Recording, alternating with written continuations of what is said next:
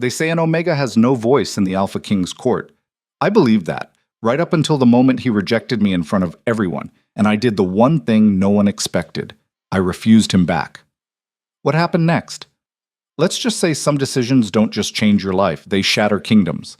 Stay until the end to see how a servant became the reckoning they never saw coming. And hey, drop a comment telling me what city you're watching from.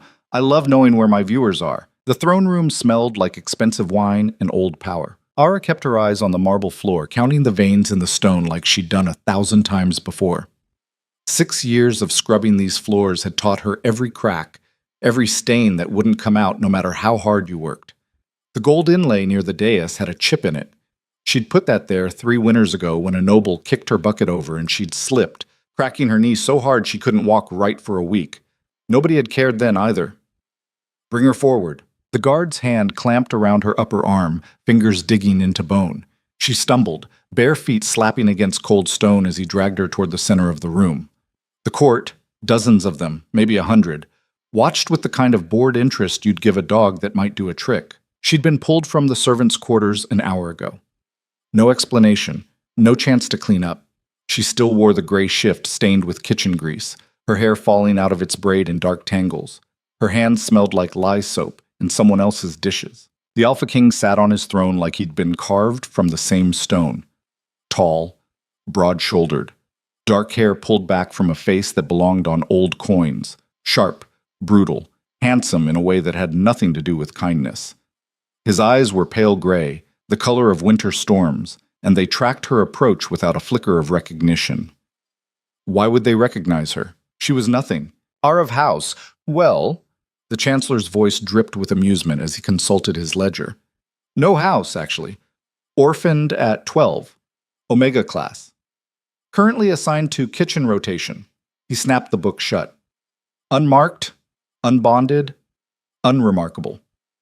Laughter rippled through the court, soft, polite, the kind that didn't waste too much energy on a joke that wasn't that funny. Ayara's throat tightened. She knew how to make herself smaller, had perfected it over 6 years. Shoulders in, head down, breathe shallow. Exist quietly enough that they forget you're human.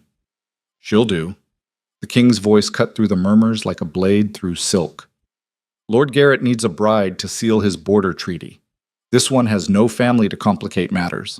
The words took a moment to land. When they did, Era's knees nearly gave out. Lord Garrett. She knew that name. Everyone knew that name. 2 years ago, his last wife had died. Thrown from a horse, they said. The one before that had caught fever. The one before that, well, people stopped asking questions after a while. Your Majesty. Ara's voice came out rusty. She hadn't spoken above a whisper in months. You will leave for the border estates tomorrow. The king didn't even look at her. He was already scanning the room, attention moving on. The Chancellor will provide appropriate traveling clothes. Lord Garrett's representative will meet you at... That's when it happened. The bond. It hit her like a fist to the chest. Sudden, violent, undeniable. The world lurched sideways. Every nerve in her body lit up at once, screaming recognition at a level that bypassed thought entirely. Her wolf, silent for so long she'd half forgotten it existed, surged forward with a howl that echoed only in her skull. Mate. Her eyes snapped up without permission, drawn to the throne like iron to a lodestone. The king had gone absolutely still. His hand gripped the armrest hard enough that the wood groaned. Those winter storm eyes locked onto hers, wide with something that might have been shock. His chest rose and fell twice, quick and sharp. He felt it too. The court didn't notice. They were already whispering amongst themselves, bored with the proceedings. But Ara felt it, the golden thread that had just snapped into place between them, thrumming with possibility and power and a rightness that made her bones ache. For 3 heartbeats, neither of them moved. Then the king's expression went cold, deliberately, brutally cold. No. His voice carried across the hall, freezing every conversation mid-sentence. I reject this bond. The words hung in the air like an executioner's blade. I, Kael Theron, Alpha King of the Northern Territories, reject you as my mate. I sever this bond. I deny this claim. Each word was crisp, formal, final. You are beneath the crown. You are unsuitable. You are dismissed. Someone gasped. Probably one of the younger courtiers who still had romantic notions about fate and destiny. The older ones just watched with calculating eyes, already running the political mathematics. The rejection slammed into Ara like a physical blow. The bond, barely formed, tore with a sensation like claws raking down her insides. Her wolf screamed. Her chest burned. For a second she couldn't breathe, couldn't think, couldn't do anything but stand there and bleed from wounds no one else could see. The king turned his attention to his chancellor. Proceed with the arrangement. Lord Garrett will receive his bride as planned. Just like that. She'd been acknowledged and erased in the same breath. Ara stood there, shaking. Blood roared in her ears. Her nails bit into her palms, hard enough to draw blood. Every instinct screamed at her to bow, to accept, to survive the way she'd always survived, by being quiet and small and forgettable. She'd watched men like Lord Garrett operate for 6 years. Watched them smile at servants before cornering them in empty hallways. Watched them discuss women like livestock, like property, like things that made noise when you broke them but didn't really matter. She'd watched. She'd remembered. She'd stayed silent. And she was so fucking tired of being silent. No. The word fell into the stillness like a stone into still water. Every head in the room turned. The chancellor blinked. I'm sorry, did you all? No. Louder this time. Ara lifted her chin, meeting the king's eyes directly for the first time in her life. I refuse. The king's expression didn't change, but something flickered behind those gray eyes. You refuse. I refuse to be given to Lord Garrett. I refuse to be traded like livestock. I refuse this order. Her voice gained strength with each word, dragging itself up from 6 years of buried rage. You rejected me. Fine. I'm beneath you. I'm unsuitable. I'm dismissed. She threw his words back at him. But that means I'm not yours to give away either. The chancellor made a strangled noise. Several nobles had hands on weapons, reflex probably. Nobody spoke to the king like that. Nobody. You're a servant. The king's voice was very quiet. You have no rights here, no voice, no choice. Then kill me. Ara spread her arms. Because I won't go. You'll have to drag my corpse to Lord Garrett's estate, and I promise you. Her lips pulled back from her teeth in something that wasn't quite a smile. That's not the alliance-building image you're going for. Silence. Absolute crushing silence. The king stood. He moved like water, like violence held in check. 6.5 feet of controlled power descending the dais steps. The court parted without thinking, survival instincts kicking in. He stopped 3 feet from Ara, close enough that she could see gold flecks in those gray eyes, close enough to feel the heat radiating off him. You think death is the worst thing I can do to you? His voice was soft, dangerous. I think death is better than being Lord Garrett's 4th dead wife. Ara's heart hammered against her ribs, but she held her ground. And I think you know it too. That's why you looked relieved when the bond formed, for about 2 seconds before you remembered that an Omega isn't politically useful enough to keep. His jaw tightened. Direct hit. You don't know anything about... I know you're testing your court. The words tumbled out before she could stop them. 6 years of watching, listening, piecing together conversations she wasn't supposed to hear. Lord Garrett's been gathering support for months. This marriage alliance, it's bait. You're seeing who jumps at the chance to tie themselves to him instead of you. The king's eyes narrowed. That's quite an accusation from a kitchen servant. Kitchen servants hear everything. Ara's hands were shaking, but she kept them at her sides. You think we're furniture. You talk like we're not even there. I know which nobles visit Lord Garrett's estate twice a month. I know which ones started hoarding grain last winter. I know who's been meeting in the East Gardens after dark. She was going to die for this. She knew it. But at least she'd die on her feet. If you're going to execute me for speaking, she continued, then do it for truth instead of obedience. Because I'm done pretending I don't see what's right in front of me. The king stared at her. Really looked at her. Maybe for the first time. His expression was unreadable, carved from granite. Then, to everyone's shock, he laughed. It wasn't a kind laugh. It was sharp, startled, edged with something that might have been admiration or might have been fury. You're right. He said it loud enough for the court to hear. I was testing loyalty. Lord Garrett has been positioning himself as an alternative power center for months. He turned to face the room. And half of you, his gaze swept across the assembled nobles, just failed. The chancellor had gone pale. Your Majesty, I can explain. Explain how you arranged a bride for a suspected traitor without consulting me first. The king's voice could have frozen blood.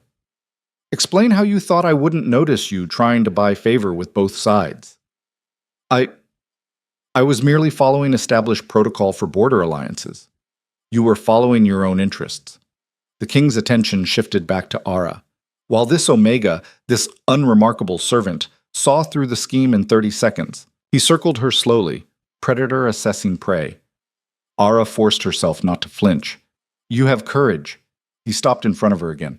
Foolish, suicidal courage, but courage nonetheless. His head tilted. The rejection stands. I cannot afford a mate right now, regardless of what fate decided.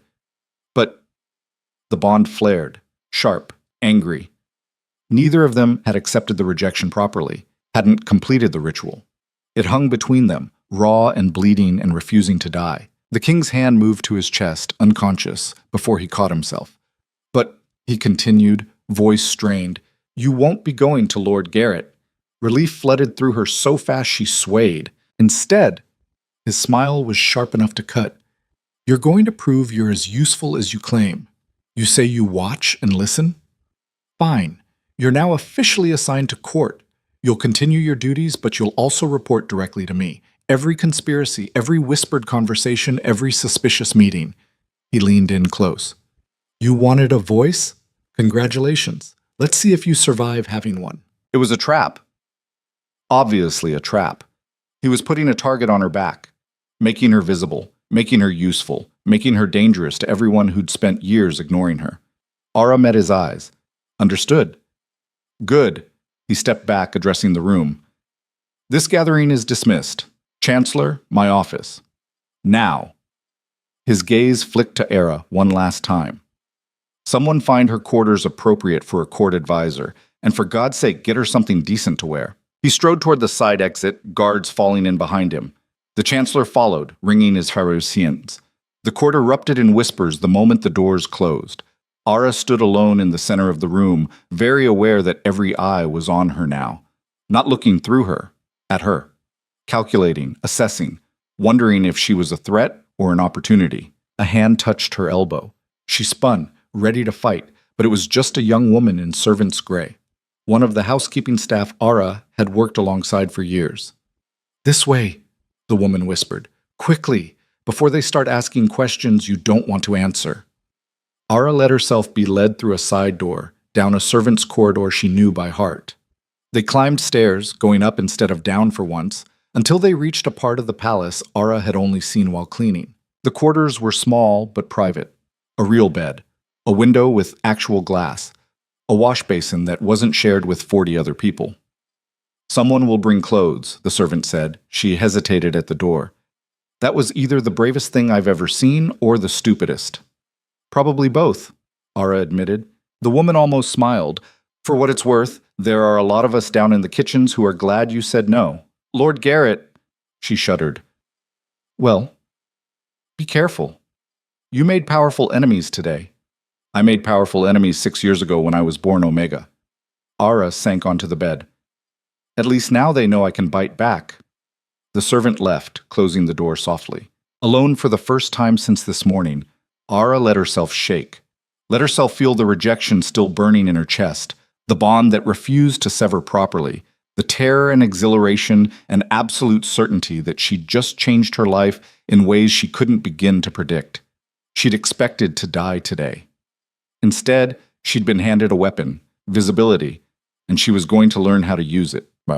Outside her window, the sun set over the Capitol. In the throne room, the Chancellor sweated through an interrogation.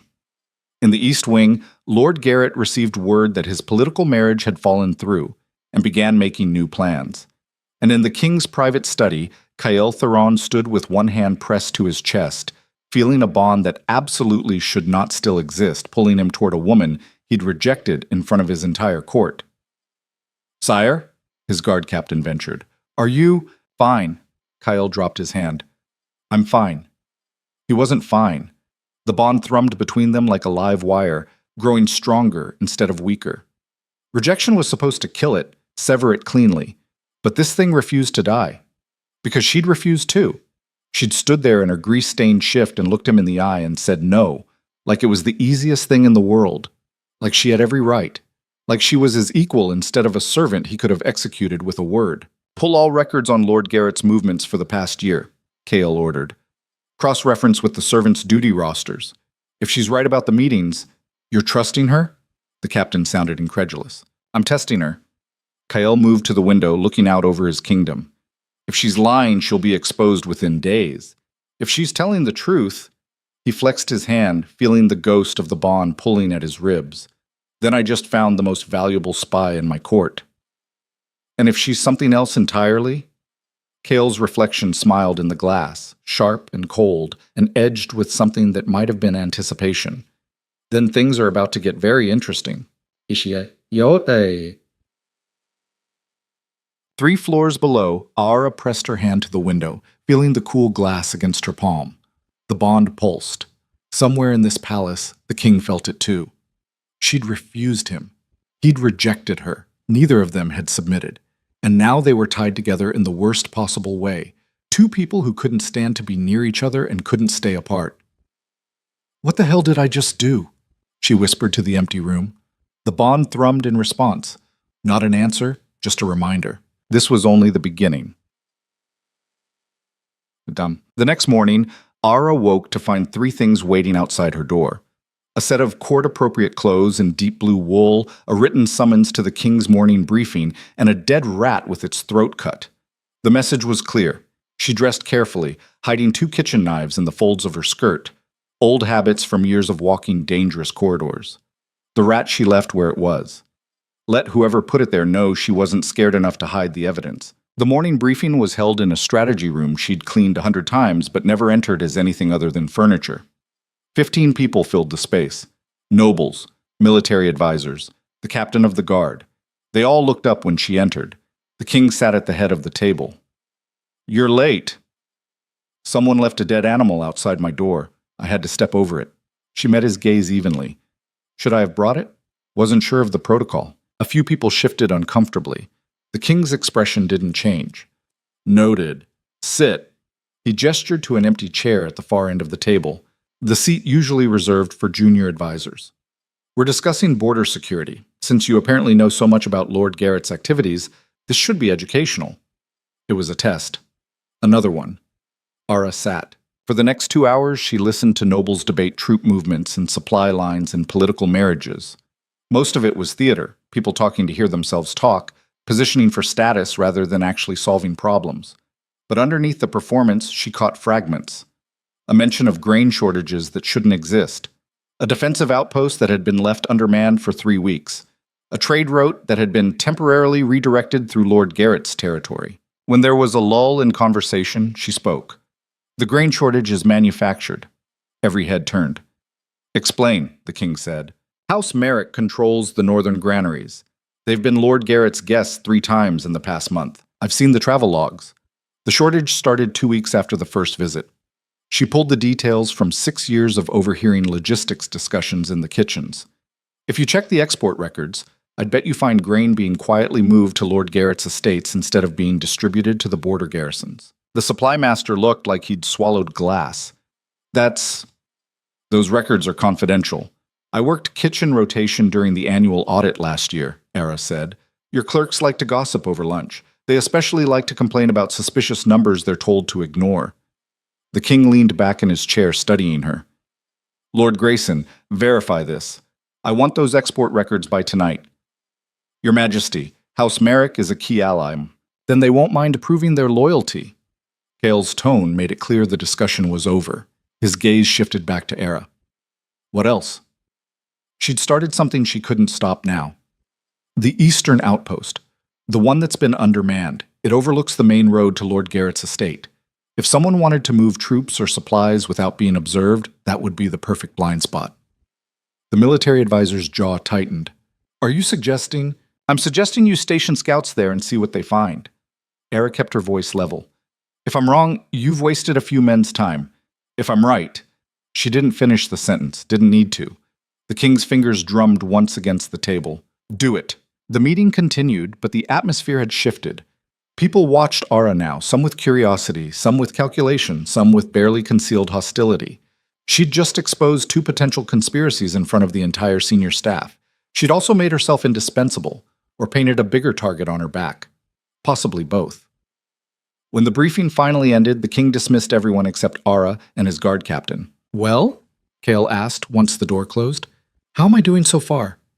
Am I the kind of king who executes messengers or the kind who listens to truth?" "I'll let you know after I see what happens to House Merrick," Ara said. His laugh was sharp.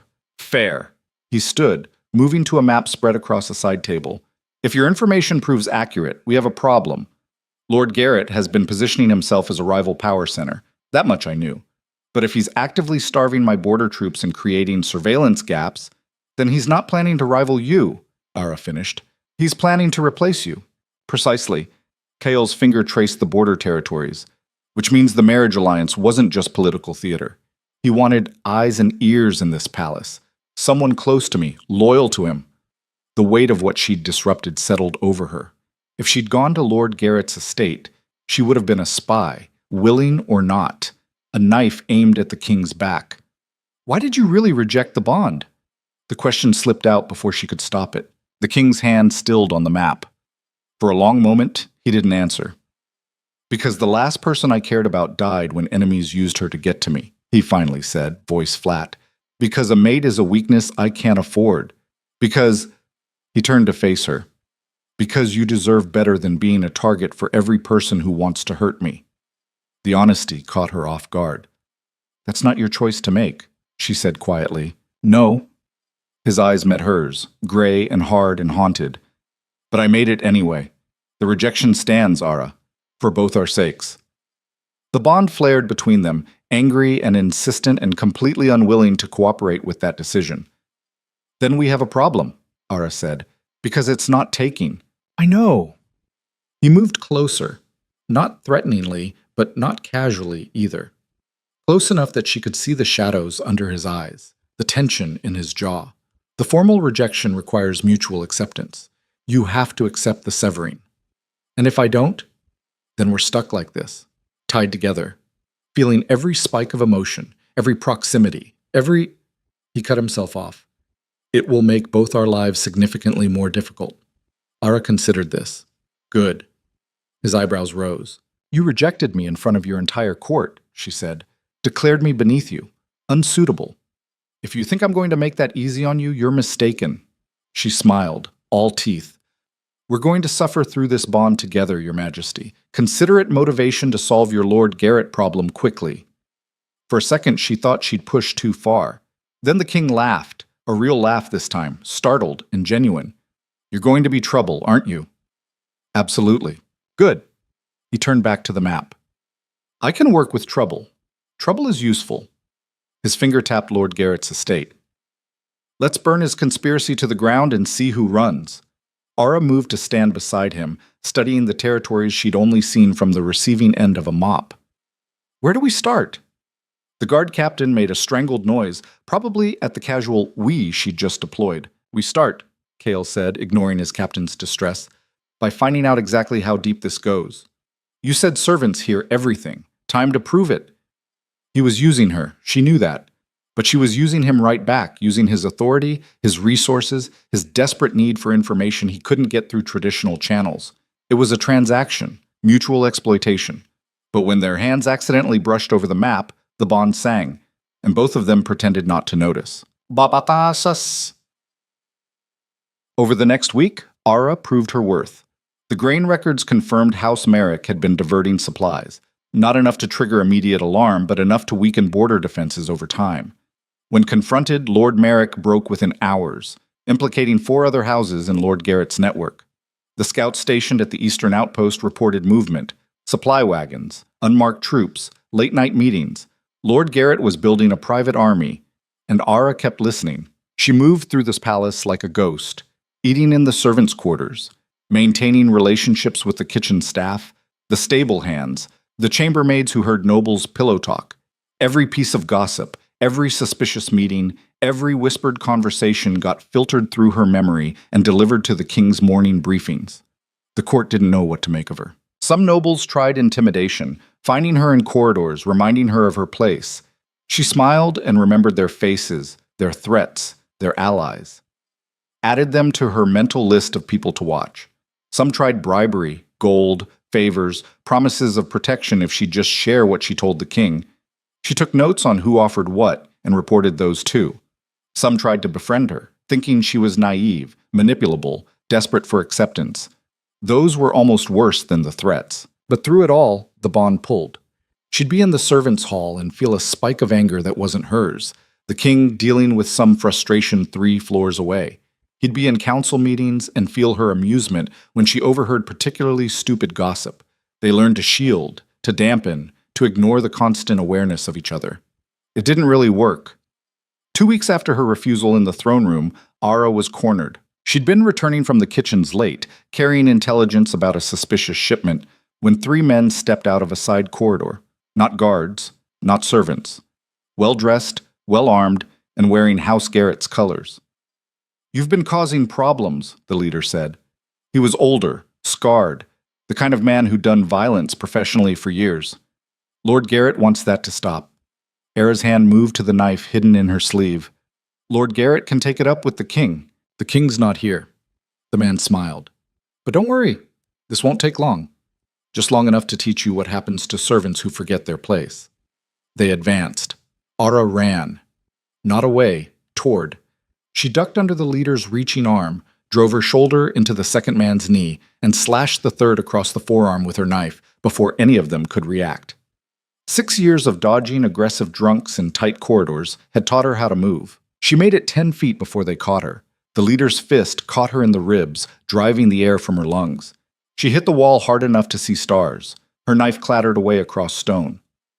"Should have run," he said, drawing a blade of his own. The bond screamed.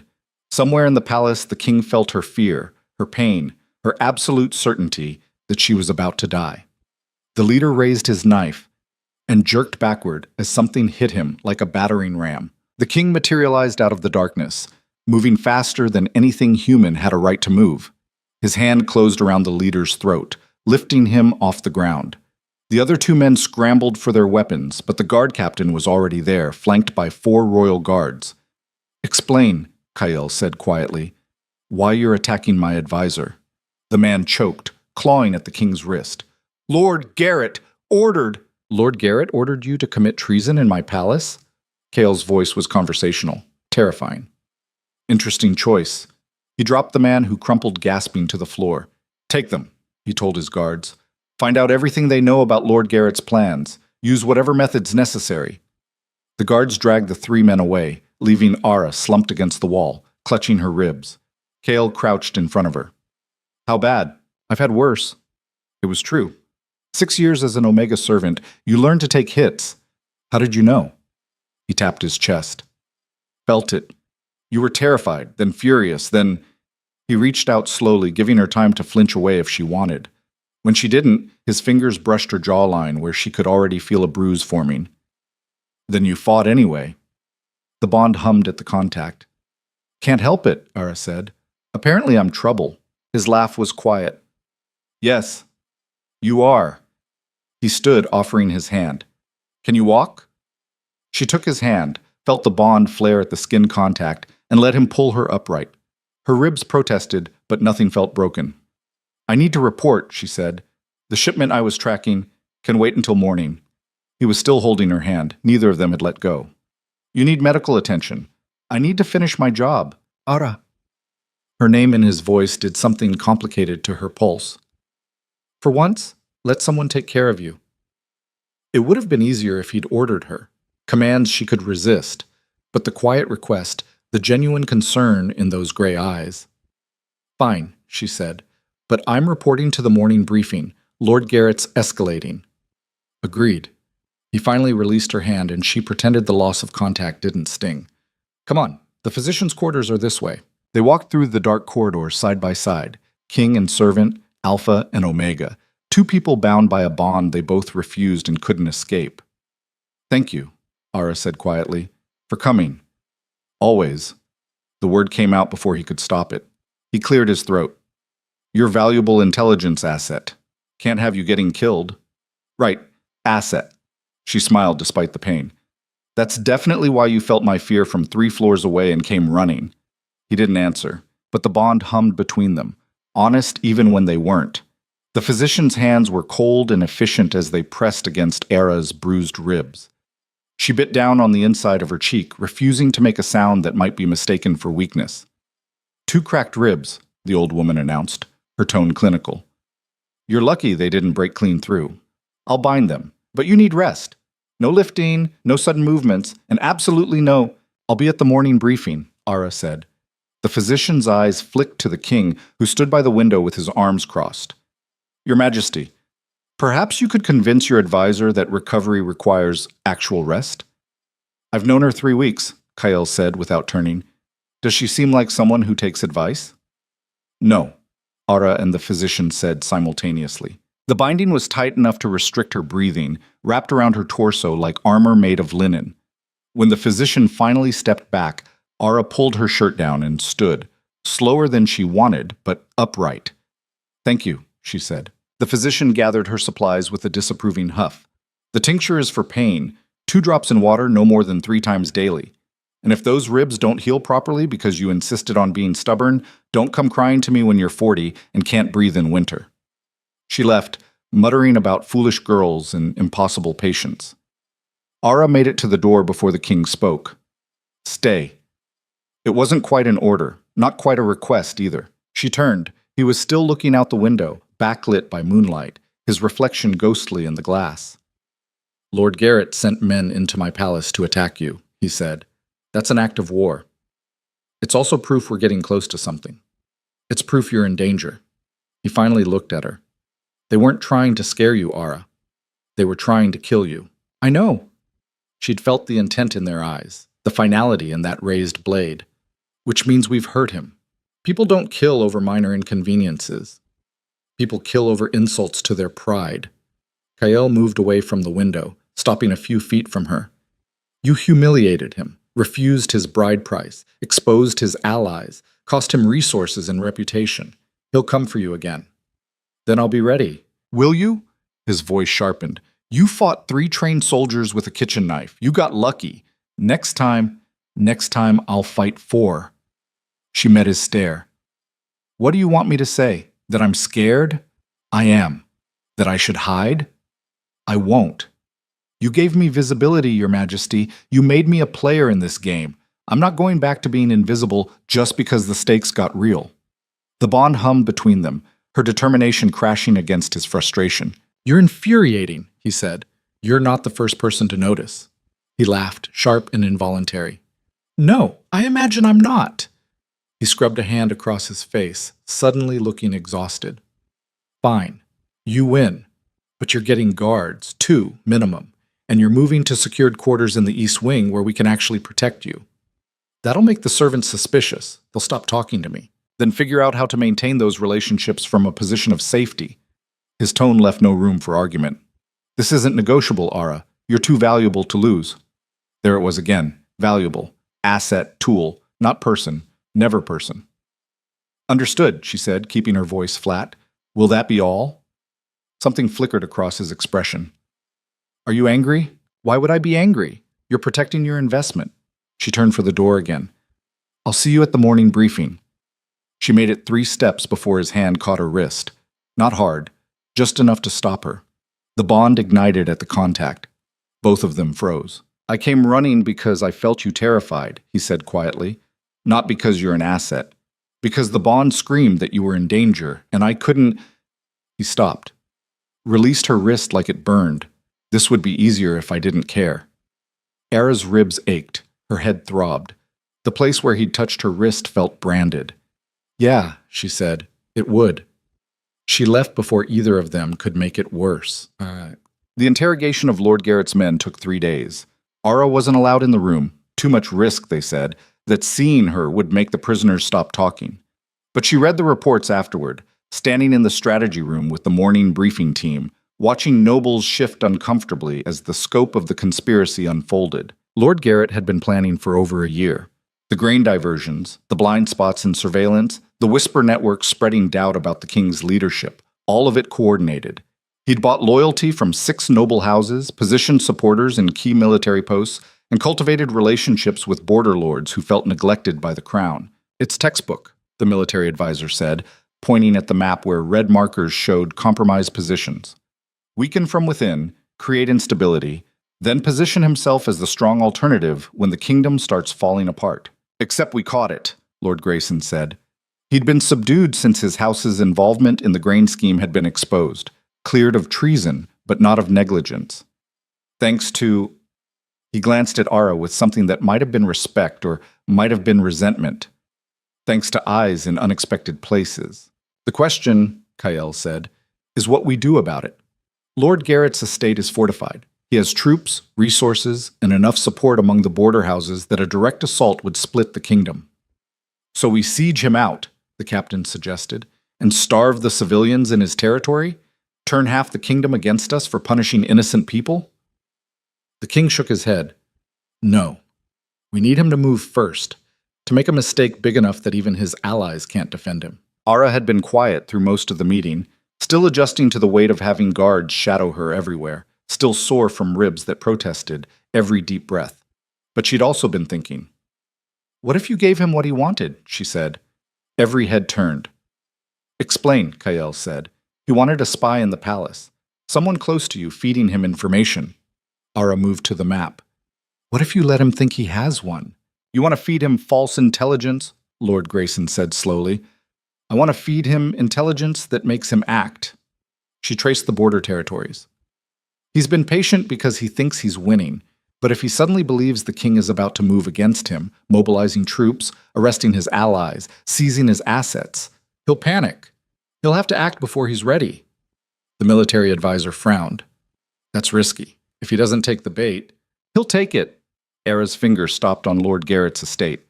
His pride won't let him wait to be caged, and pride makes people stupid. Silence stretched across the room. It could work, Kyle said finally. We'd need someone he'd believe, someone who could sell the deception. Someone he already tried to kill, Ara said. Someone desperate enough to betray you out of fear. The king's eyes narrowed. Absolutely not. Why not? I'm already a target. This just gives the target a purpose. Because walking into Lord Garrett's web is suicide. His voice hardened. We'll find another way. There is no other way. Not one that works this fast. She faced him across the table, ignoring every other person in the room. You said I was valuable. Let me be valuable. Not like this. Then how? The words came out sharper than intended. I'm an Omega with cracked ribs and kitchen training. The only weapons I have are information and the fact that nobody expects me to be dangerous. If I can use that, you'll get yourself killed. He was standing now, hands flat on the table. And I won't allow it. The bond flared, his protective fury crashing into her determination. You don't get to decide what I risk, Ara said quietly. I'm your king. That's exactly what I get to decide. You rejected me, remember? That means you don't get to claim alpha rights over my choices. She held his stare. Either I'm your advisor or I'm your subject. Pick one. But you don't get to keep me at arm's length when it's convenient and pull me close when I'm in danger. The room had gone deathly silent. Kyle's jaw worked. The bond thrummed between them, pulling tight. Everyone out, he said. The advisors fled. When the door closed, leaving them alone, he moved around the table with controlled fury. Do you have any idea what Lord Garrett does to people who betray him? His voice was low, dangerous. I've seen the bodies, Ara. Women especially. He doesn't just kill. He makes examples. I know. She did. 6 years of whispered stories of servants who'd served in his household and seen things that made them flinch at shadows. But I also know he's building toward something that will kill more than just me. If we don't stop him now, then we find another way. There is no other way. Her voice cracked. You need someone expendable. Someone he'd believe turned traitor out of fear. That's me. It's always been me. You're not expendable. He was close now, close enough that she could see the pulse jumping in his throat. Don't you understand that? The bond sang. Then what am I? The question hung between them. Not your mate. You made that clear. Not really your advisor. I'm a servant playing dress-up. So what am I, Kyle? What am I to you that's worth more than ending this threat? He flinched at the use of his name. He stopped. Started again. You're someone who sees truth when everyone else sees politics. Someone who stands in throne rooms and tells kings they're wrong. Someone who fights 3 soldiers with a kitchen knife because surrender isn't in your vocabulary. His hand came up, almost touching her face, before he caught himself and dropped it. You're someone I can't afford to lose. Can't afford, Ara repeated. Because I'm useful. Because you matter. The words sounded torn from him. Because this kingdom is full of people who want power, and you're the only one who wants truth. Because when I felt you terrified and in pain, something in me broke that had nothing to do with strategy or politics or the bond we're both pretending doesn't exist. Ara's breath caught. The rejection stands, he continued, voice rough. It has to. A mate makes you a target for everyone who wants to hurt me. But that doesn't mean I don't. He stopped himself. It doesn't mean I want you dead. The bond pulled between them, honest and raw, and completely at odds with the distance they were trying to maintain. If I do this, Ara said quietly, I need you to trust me, not protect me. Trust me. Those aren't mutually exclusive. In this case, they are. She stepped back, putting physical distance between them, because the bond made proximity dangerous. I can sell this betrayal to Lord Garrett, but only if you let me actually do it. No safety nets, no backup plans that he might see through. I walk into his estate alone and I convince him I'm his. And when he tests that loyalty, when he hurts you to prove you're sincere, then I survive it. She said it like it was simple, like 6 years of surviving hadn't already taught her exactly how much pain a body could endure. I've survived worse. Not like this, you haven't. Maybe not. But the alternative was watching Lord Garrett chip away at the kingdom until he had enough support to move openly. Was watching more servants disappear, more women become his wives, more bodies piled up as examples. Ara had been powerless her whole life. She wasn't powerless anymore. I'm doing this, she said, with your approval or without it. But it'll work better if you help me stage it. Cale stared at her for a long moment. Then he turned away, both hands dragging through his hair in frustration. You're going to get yourself killed, he said to the wall. Probably. But I'll take him down first. He laughed, broken, pained. You're insane. I'm committed. There's a difference. When he turned back, his expression had shifted into something calculating. The king instead of the man. If we do this, and that's if, we do it properly. No improvisation. No heroics. You go in with a plan and an extraction strategy. Agreed. And if at any point it goes wrong, you signal and we pull you out, even if it compromises the mission. Kyle, that's the condition. His voice left no room for negotiation. I'm trusting you to be smart. You trust me to pull you out if it goes bad. Otherwise, this conversation ends now and we find another way. Ara wanted to argue, but the look in his eyes, the barely controlled fear underneath the strategic mask, stopped her. Deal, she said. Good. He moved back to the map, and just like that, he was the Alpha King again. We'll need to stage a confrontation, something public enough that word reaches Lord Garrett through multiple channels. You'll need to seem genuinely desperate, broken. I can do broken. 6 years of practice. And we'll need bait, information valuable enough that he believes you're selling out. They spent the next hour planning treason, fake troop movements, false intelligence about planned arrests, documents that looked real enough to fool Lord Garrett's network, but wouldn't actually compromise security.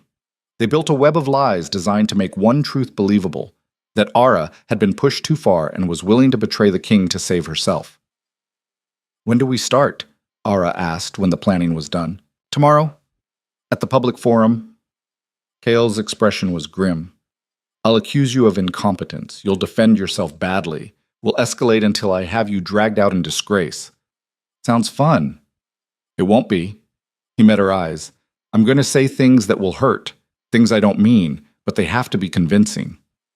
I know. Do you? He moved closer. Because once we do this, there's no taking it back. Everyone will believe it, the court, the servants, maybe even you. Can you hold on to the truth when everyone's telling you you're nothing? Ara thought about 6 years of being invisible. 6 years of people looking through her, talking over her, dismissing her existence. I've been nothing before, she said. I remember how it feels. I can pretend. He studied her face like he was memorizing it. After this, even if we succeed, things will change. The court will see you as a traitor who got caught. You won't be able to come back from that. I never expected to come back from any of this. She touched her ribs where the binding pulled tight. I refused a political marriage and called out the king in front of the entire court.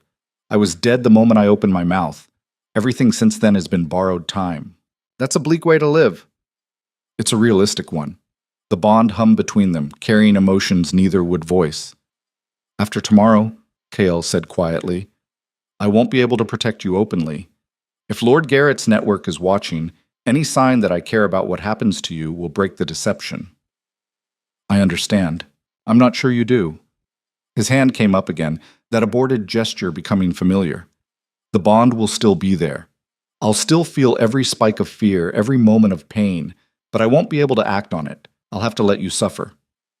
Good thing we're both used to suffering silently then. He almost smiled. You don't do anything silently. I can learn. The moment stretched. Outside the strategy room, the palace continued its rhythms. Servants working, guards patrolling, nobles scheming. Inside, two people stood too close, bound by a connection they couldn't sever and couldn't acknowledge. I meant what I said, Kael finally spoke. You matter. Remember that when tomorrow comes and I'm calling you worthless in front of the entire court. I'll try, Ara. He waited until she looked at him. I mean it. You matter to me. Whatever happens next, remember that's true. She nodded, not trusting her voice. Get some rest, he said, stepping back and rebuilding the distance between them. Tomorrow's going to be brutal. She left, her guards falling in behind her as she walked to her new quarters in the secured wing. The bond pulled with every step, stretched taut between them. Tomorrow, she'd be publicly destroyed. And the day after, she'd walk into a monster's den and smile.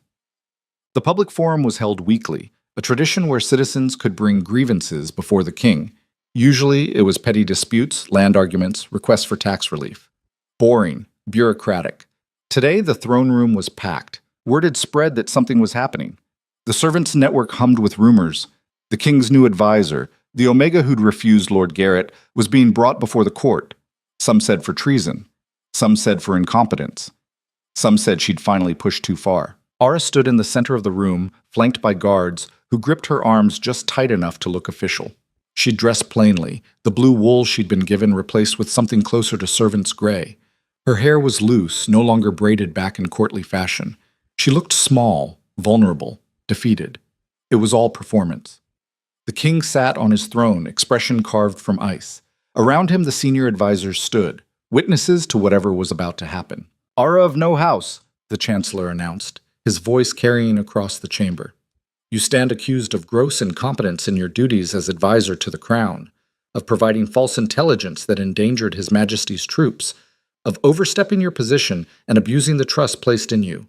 Murmurs rippled through the crowd. None of it was true, but they'd built the case carefully, using real reports she'd filed, twisting details just enough to make her look incompetent instead of insightful. How do you answer these charges? The chancellor asked. Ara lifted her chin. The intelligence I provided was accurate. If it led to complications, that's because the situation was complicated. Complicated? Kael's voice cut across hers like a blade. You sent troops into an ambush based on your accurate intelligence. 3 men died. That was the lie they'd built. 3 soldiers, actually killed in an unrelated border skirmish, now blamed on her failed information. I didn't know about the ambush, Ara said, letting her voice shake slightly. The sources I had, your sources are kitchen gossip and servant rumors. He leaned forward, eyes cold. I gave you a chance to prove yourself useful. Instead, you've proven exactly what you are, an Omega playing at politics, making decisions she's not equipped to understand. The word Omega landed like a slap, reminded everyone exactly what she was in the hierarchy that mattered. Your Majesty, please. She made her voice smaller, desperate. Please what? Please give you another chance to get my people killed? He stood, descending the dais with controlled fury. You were a servant. I should have left you as one. At least then your mistakes would only ruin dinner, not military operations. He stopped in front of her, close enough that she could see the act in his eyes, the performance layered over real emotion. You are relieved of your position, he said. Effective immediately. You'll return to servant quarters and thank whatever fortune you have left that I'm not executing you for incompetence that costs lives. I didn't. She reached for him, a gesture of pleading that made her skin crawl. I was trying to help. You were trying to be more than you are. He stepped back, disgust dripping from every word. And people died for your ambition. Get her out of my sight. The guards dragged her backward. She struggled, not hard, just enough to look genuine.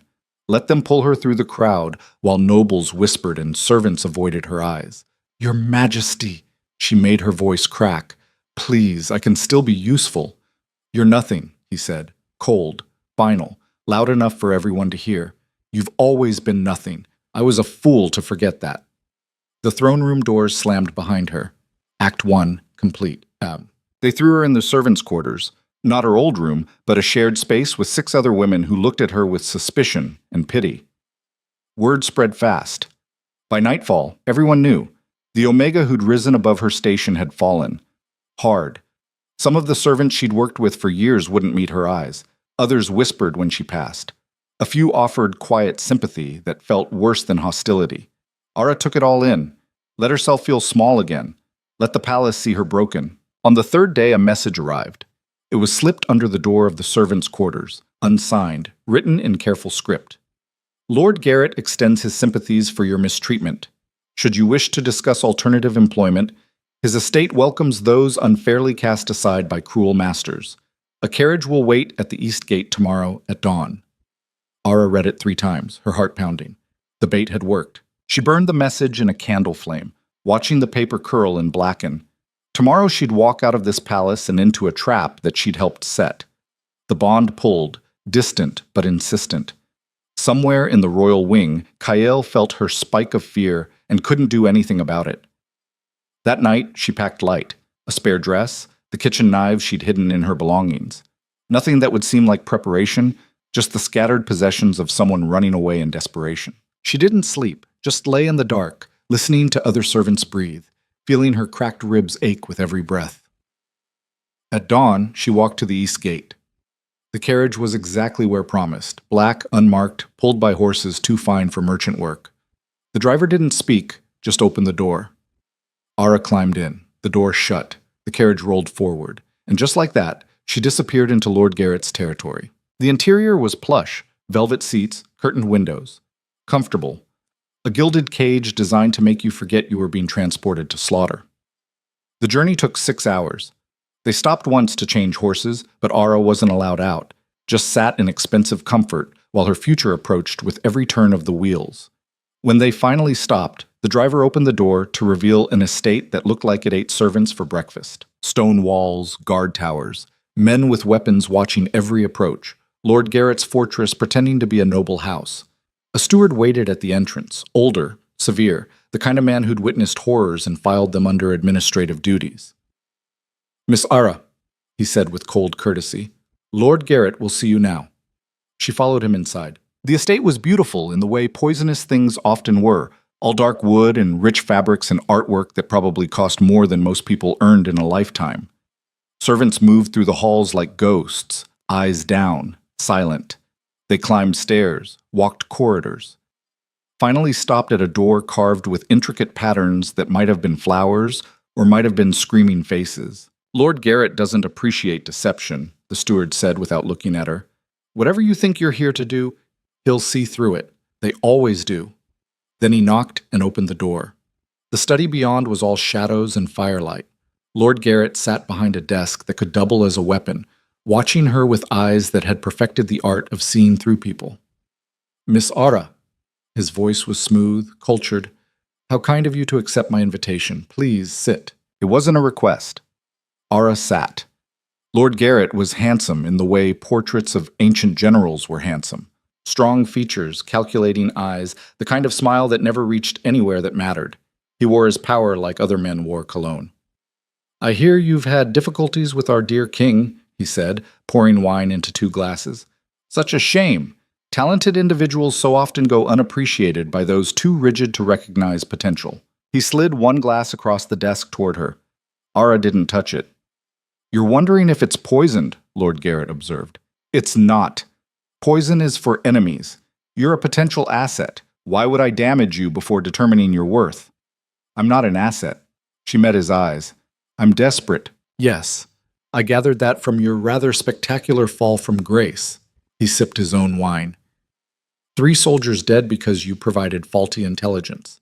The king publicly humiliating you, cast back down to servant status after tasting power. He smiled. That must sting. It does. And now you're here, in my home, because... He let the question hang. This was the moment. The performance that would determine if she lived or died in the next 5 minutes. Because I'm tired of being stepped on, Ara said, injecting bitterness into every word. Because I was useful until I made one mistake and suddenly I'm disposable. Because if that's how the king treats people who serve him loyally, then loyalty is worthless. Interesting. Lord Garrett leaned back. Though I notice you came alone. No proof of your claimed intelligence value. No offering of information. Just a bitter Omega hoping for employment. His eyes hardened. I don't hire servants out of pity, Miss Ara. If you want a place here, you'll need to earn it. She'd expected this. The king is planning to move against you within the month, she said. He's been coordinating with border houses you don't know are compromised. The grain shortages? He knows they're manufactured. The surveillance gaps? He's already filling them. And he's building a case for treason that he plans to present to the High Council in 3 weeks. Lord Garrett's expression didn't change. Anyone could invent such claims. The 5th border house switched sides 4 days ago. Era continued. Lord Merrick's son was offered full pardon for his father's crimes in exchange for testimony. The king has your supply route maps, the real ones, not the ones you filed with the trade office. And he knows about the weapons shipment scheduled to arrive next Tuesday, disguised as farming equipment. Now Lord Garrett's eyes sharpened. Half of what she'd said was true. Information they'd deliberately planted for her to carry. The other half was fabrication designed to seem real enough to verify. You're either remarkably well informed, Lord Garrett said slowly, or remarkably good at lying. The question is which. I'm well informed. I was the king's advisor for 3 weeks. I heard everything. She leaned forward. And I remember all of it. Every meeting, every document, every whispered conversation. I have a very good memory, Lord Garrett. It's what made me valuable. Until I stopped being convenient. And now you want to sell that memory to me. I want to survive. If that means selling what I know, yes. He studied her for a long moment. Then he stood, moving to the window that overlooked his estate. I had 3 wives, he said conversationally. Did you know that? Ara's blood ran cold. I'd heard. The first was a political arrangement. Lovely girl, terrible at following instructions. He traced a finger along the window frame. She fell from a horse. Very tragic. The second was more promising, intelligent, obedient. But she caught fever. These things happen. The third, he turned back to face her. The third tried to betray me. Thought she could gather evidence of my activities and run to the king. She was quite clever about it. What happened to her? Lord Garrett smiled. She learned that betrayal has consequences. Would you like to know what those consequences look like? Era's hands clenched in her lap. No. Smart girl. He returned to his desk. I'm telling you this because I want you to understand something. If you're here in good faith, genuinely cast aside by that fool king, then we can do business. I value intelligence, loyalty, the ability to recognize where true power lies. He leaned forward. But if you're here to spy, if this is some elaborate scheme to infiltrate my organization, then you'll discover exactly how creative I can be with consequences. And unlike my dear departed third wife, there won't be enough left of you to run anywhere.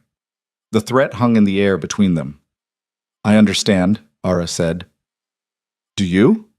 His hand moved to a drawer, drew out a knife, small, sharp, wickedly curved.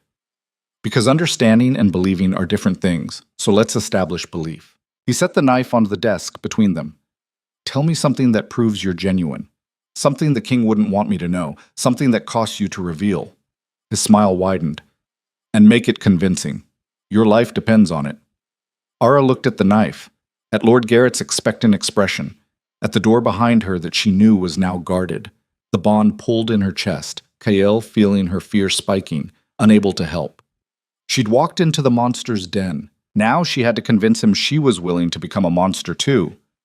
Ara stared at the knife on the desk, her mind racing through possibilities like cards being shuffled. Every truth she told would be verified. Every lie would get her killed.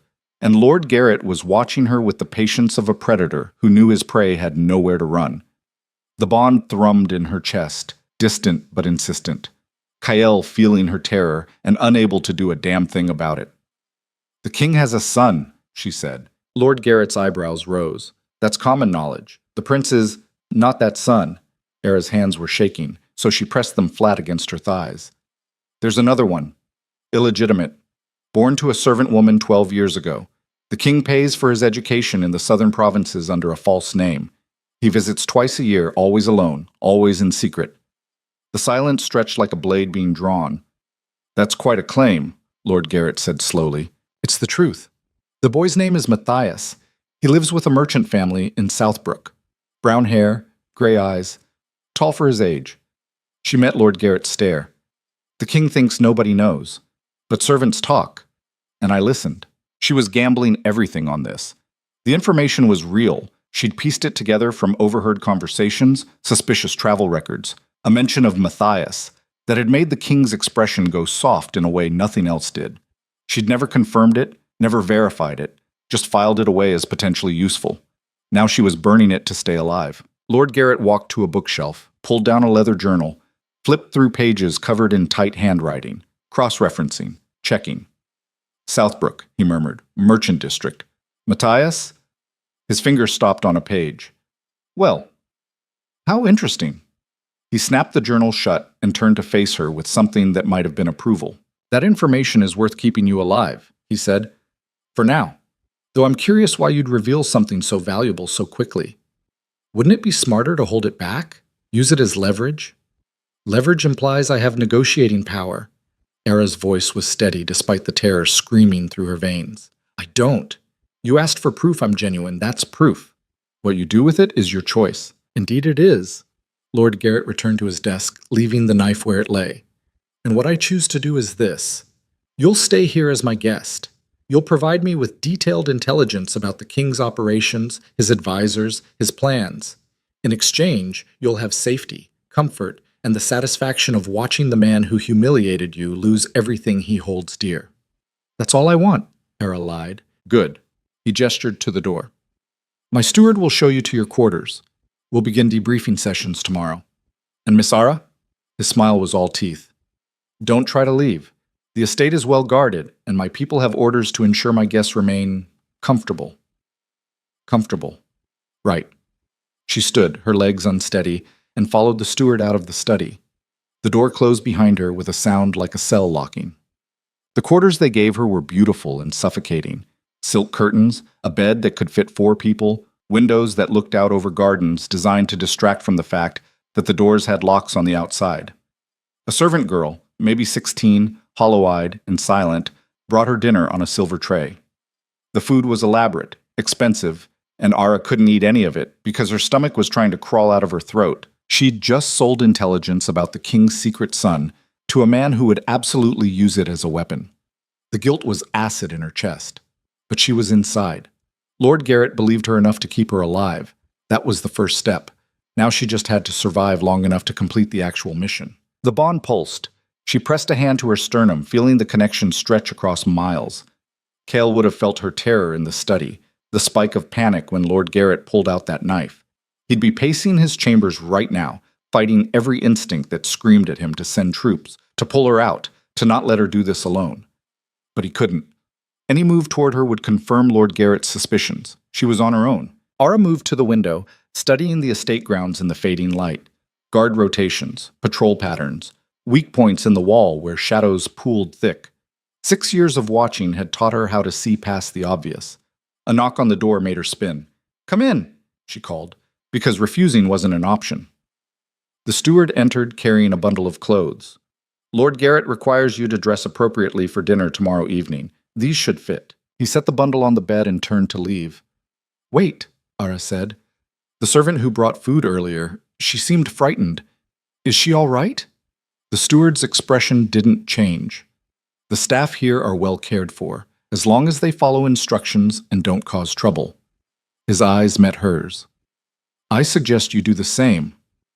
Then he was gone, the lock clicking into place. Ara waited 10 seconds before crossing to the bundle of clothes.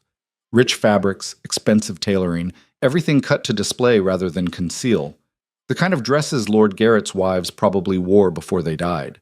She shoved them into a drawer and pulled out her own spare dress instead. Tomorrow she'd play whatever role Lord Garrett wanted. Tonight, she needed to think. She lay on the bed, too soft, too big, and stared at the ceiling, mapping the layout of the estate in her mind. The study had been on the second floor, east wing, guard towers at each corner, main gate heavily fortified.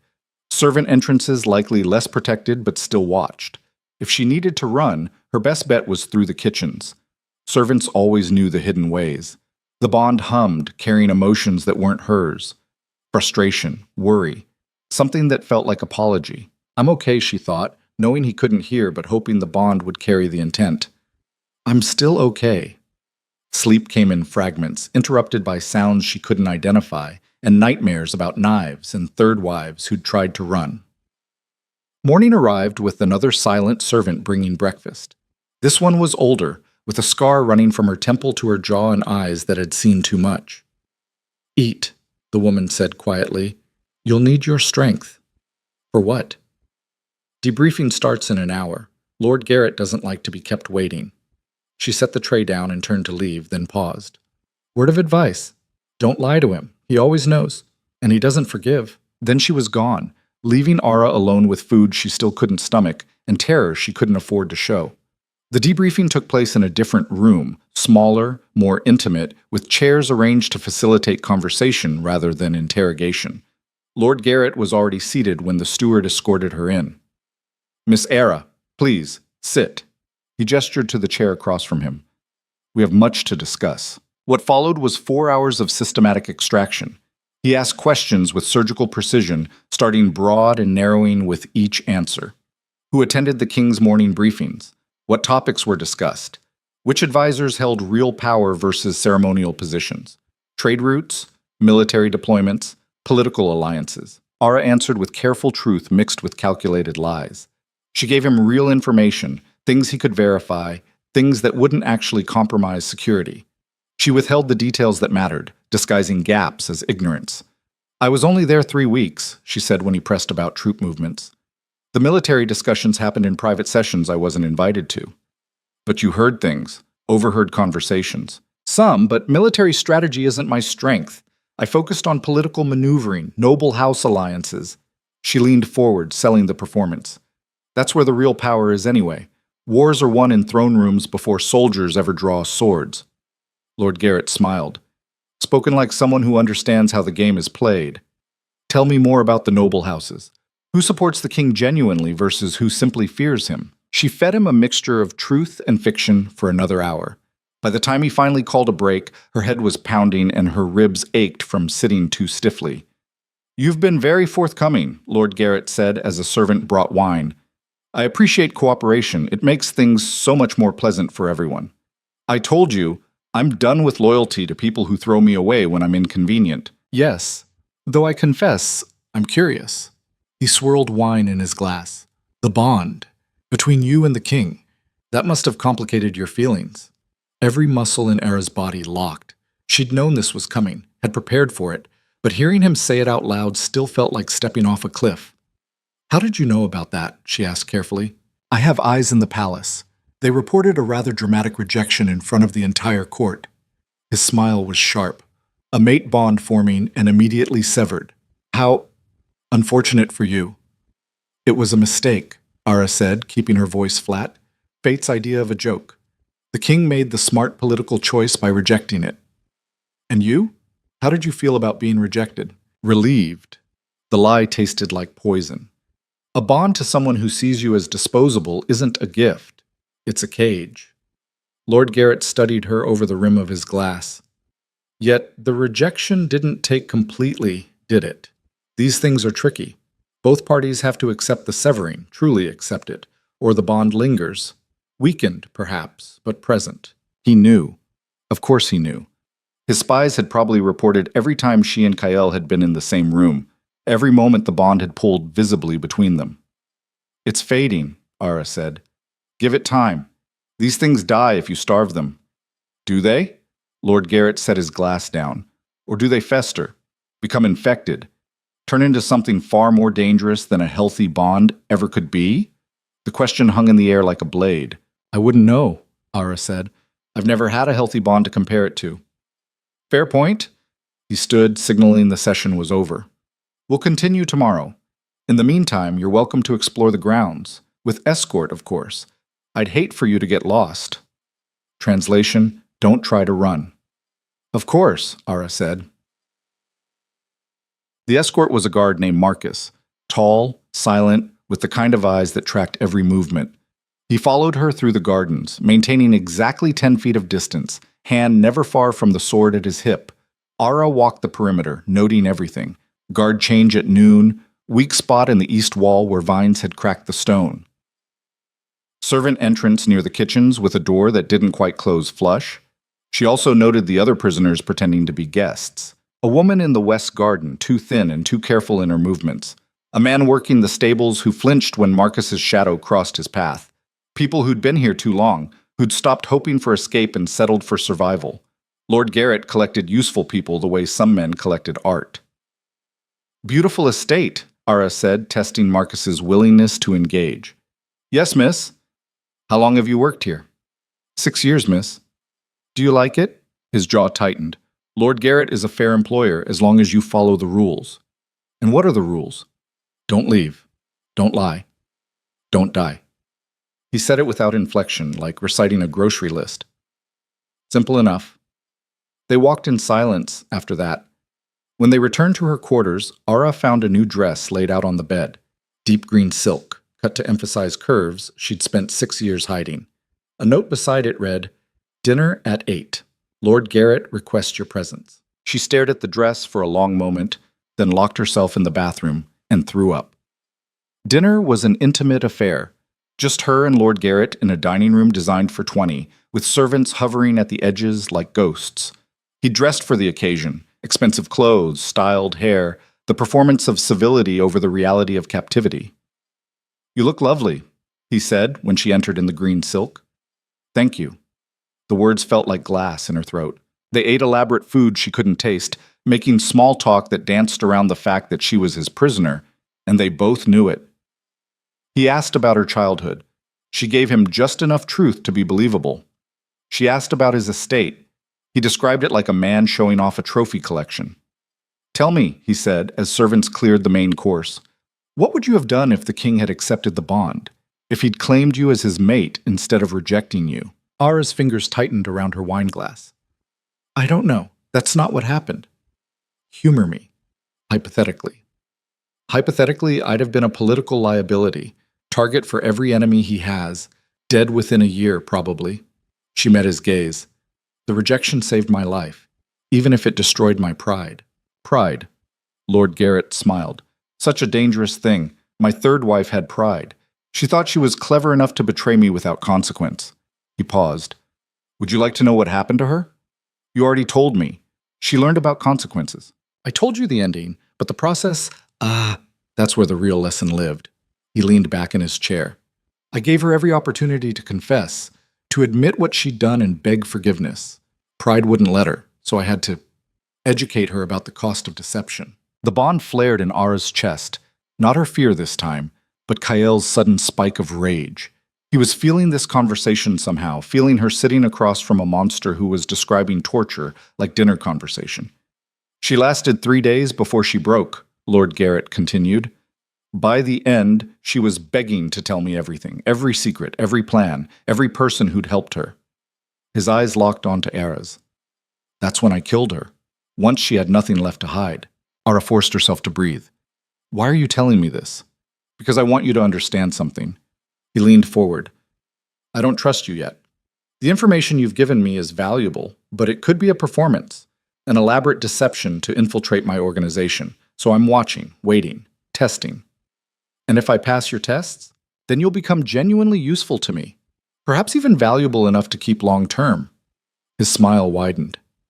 "I'm in need of a new wife, actually. Someone intelligent, observant, someone who understands how power really works." The implication hit her like a fist. "I'm not interested in marriage," Ara said carefully. "Not yet. But people's interests change when their circumstances do." He stood, moving around the table until he was behind her chair. "You're angry at the king, humiliated. cast aside. Those feelings are useful, but eventually anger fades, and when it does, you'll need something else to anchor you. His hand rested on her shoulder, light, almost gentle, and absolutely terrifying. I can give you power, Era. Real power. Not the scraps the king threw you, not pretend advisory positions that disappear the moment you make a mistake. Actual authority over people who currently look through you like you're invisible. The Bond was screaming, Kyle feeling her revulsion, her terror, her absolute certainty that she was about to snap.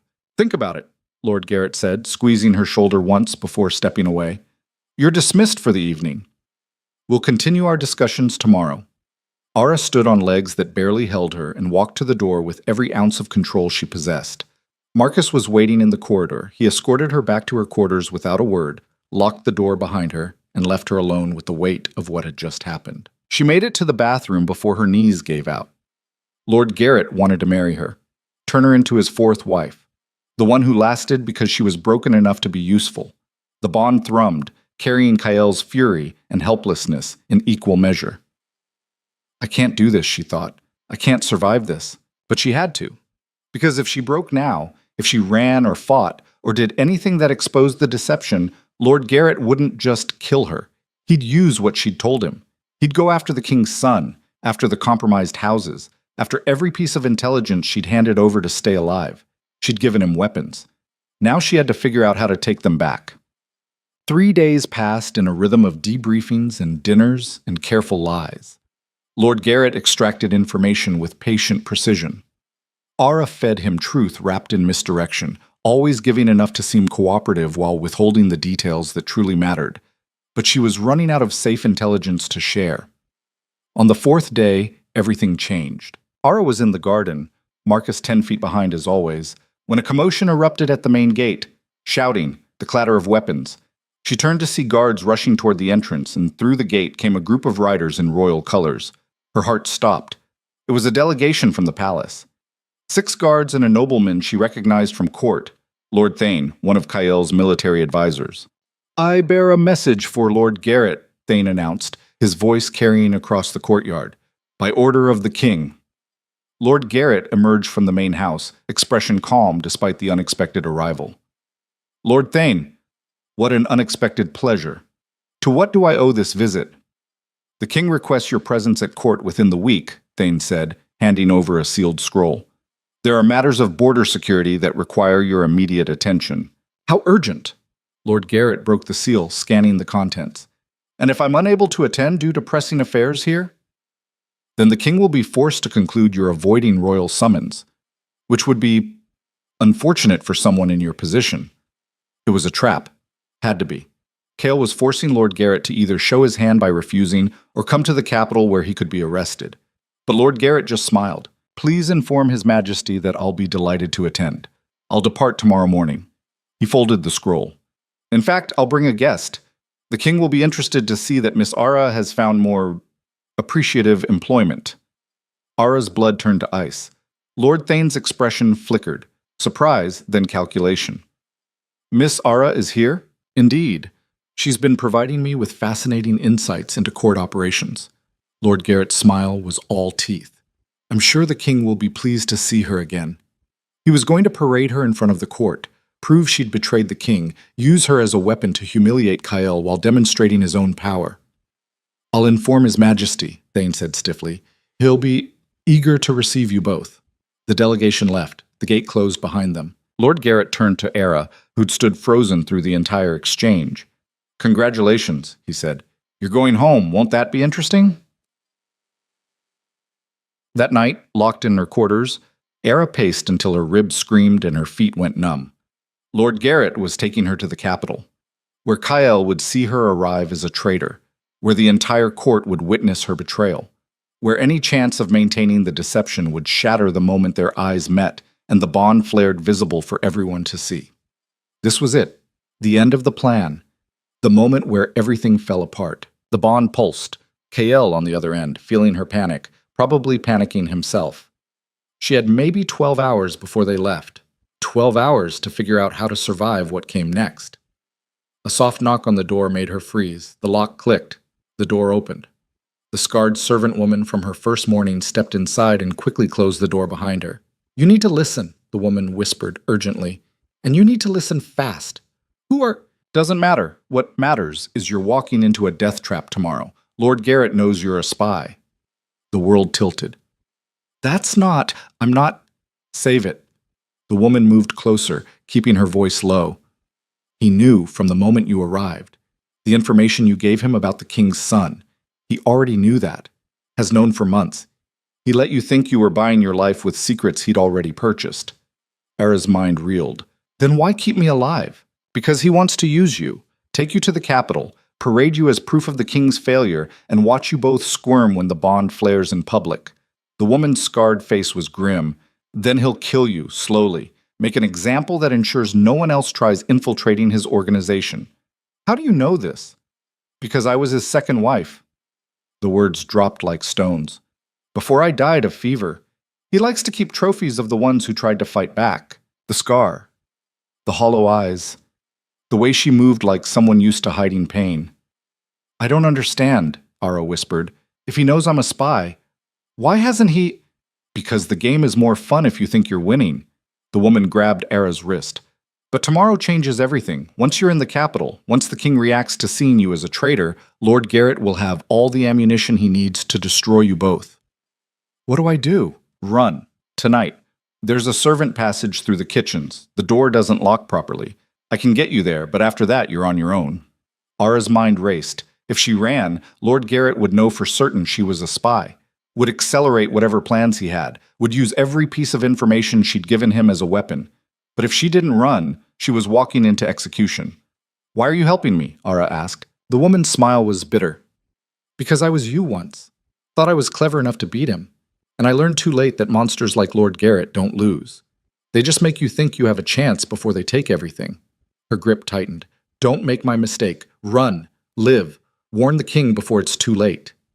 Before Ara could answer, footsteps echoed in the corridor outside. The woman's eyes went wide.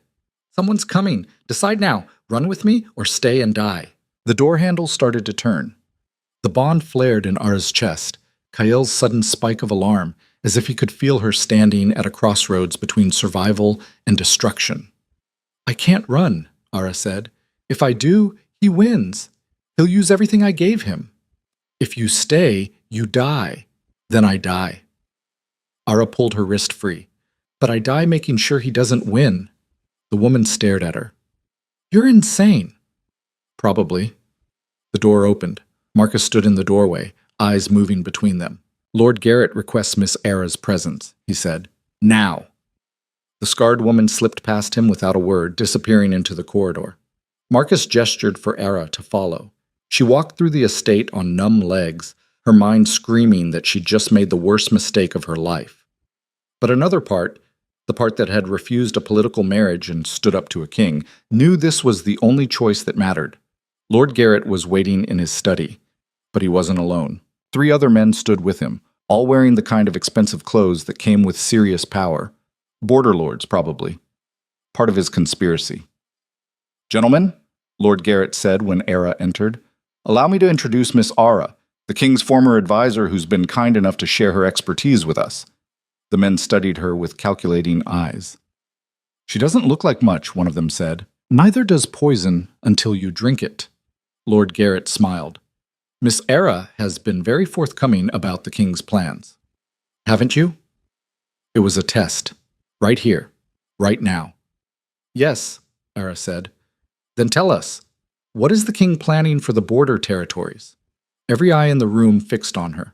This was the moment. She could give them false intelligence, try to misdirect them. But they'd verify it. And when they found the lies, they'd know for certain she was playing them. Or she could give them something real, something that would hurt, something that proved she'd truly betrayed Kael. The bond thrummed, connection stretched to breaking but still there, still binding them. Ara looked at Lord Garrett's expectant face and made her choice. He's planning to arrest you all tomorrow night, she said, at the Capitol. The summons is a trap. He's gathering evidence for treason charges. By the time you arrive, he'll have enough witnesses and documentation to execute every person in this room. Silence. Then one of the lords laughed. That's absurd. The king wouldn't dare. He would. He has. Ara turned to face him. He's been building the case for 3 weeks. House Merrick already flipped. The 5th Border House gave testimony. He has your supply routes, your meeting schedules, your entire network mapped. She looked back at Lord Garrett. You wanted to know if I was genuine? That's genuine. You walk into that summons, you're walking into your execution. Lord Garrett's expression was unreadable. And why, he said softly, would you warn us? If what you're saying is true, letting us walk into the trap would serve the king's interests. Because I'm tired of watching powerful men play games with people's lives. The words tasted like ash. The king, you, all of you use people and throw them away. I'm done being used. So if I'm going to burn, I'm taking the match and burning everything. She met his eyes. You asked if I could prove I'm genuine. This is proof. Cancel the trip. Accelerate your plans. Move before he can move against you. The Bond screamed. Somewhere miles away, Kyle was feeling her say these words, feeling her throw away the plan they'd built together, feeling her choose destruction over capture. Lord Garrett smiled slowly. Well, that's certainly decisive. He turned to the other lords. Gentlemen, it seems we have some planning to do. Miss Ara, thank you for your honesty. Marcus will escort you back to your quarters. What are you going to do? She asked. What you suggested. Accelerate. His eyes glinted. If the king wants war, we'll give him war. Before he's ready for it. Ara had just changed everything. She'd abandoned the careful plan, the patient infiltration, the slow extraction of information. Instead, she'd thrown a torch into kindling and prayed she could control the fire. Marcus grabbed her arm, harder than necessary, and dragged her out of the study. The last thing she saw was Lord Garrett and his conspirators bent over maps, already planning their assault. Back in her quarters, door locked, Ara pressed both hands to her chest where the bond thrummed like a second heartbeat. I'm sorry, she thought.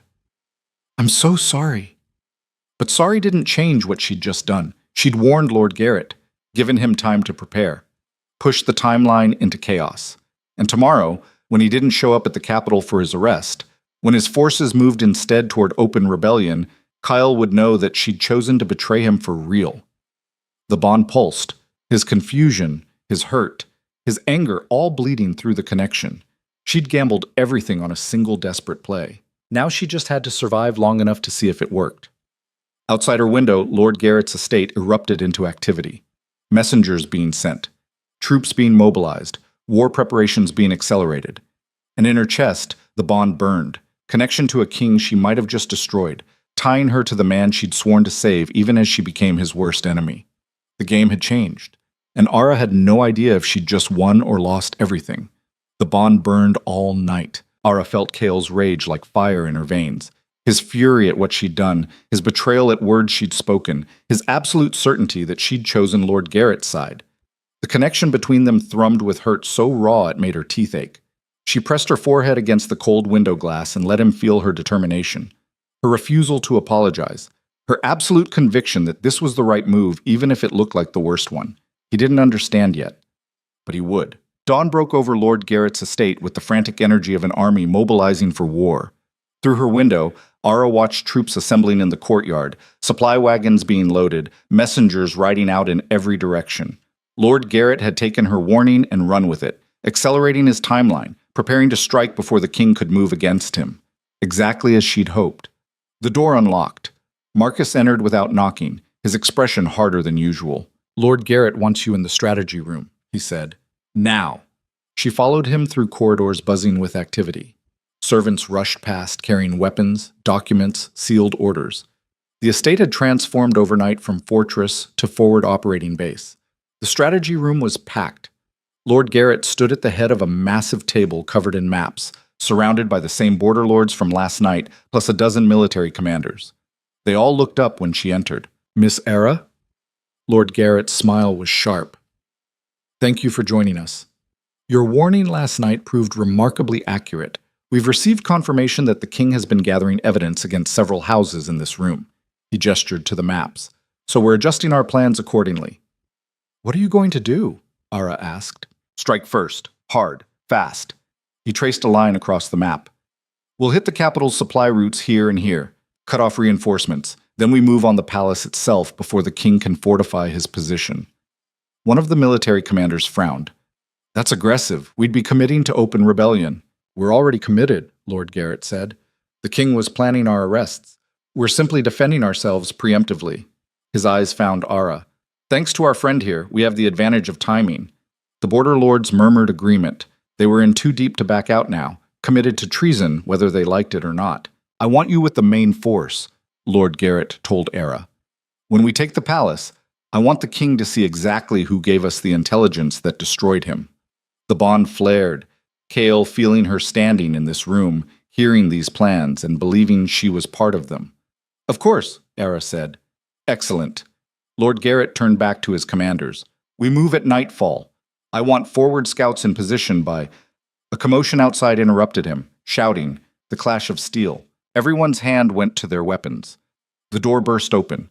A guard stumbled in, bleeding from a shoulder wound. We're under attack, he gasped. The south wall. They came from nowhere. Royal forces. The room erupted into chaos. Lord Garrett's expression went ice cold. How many?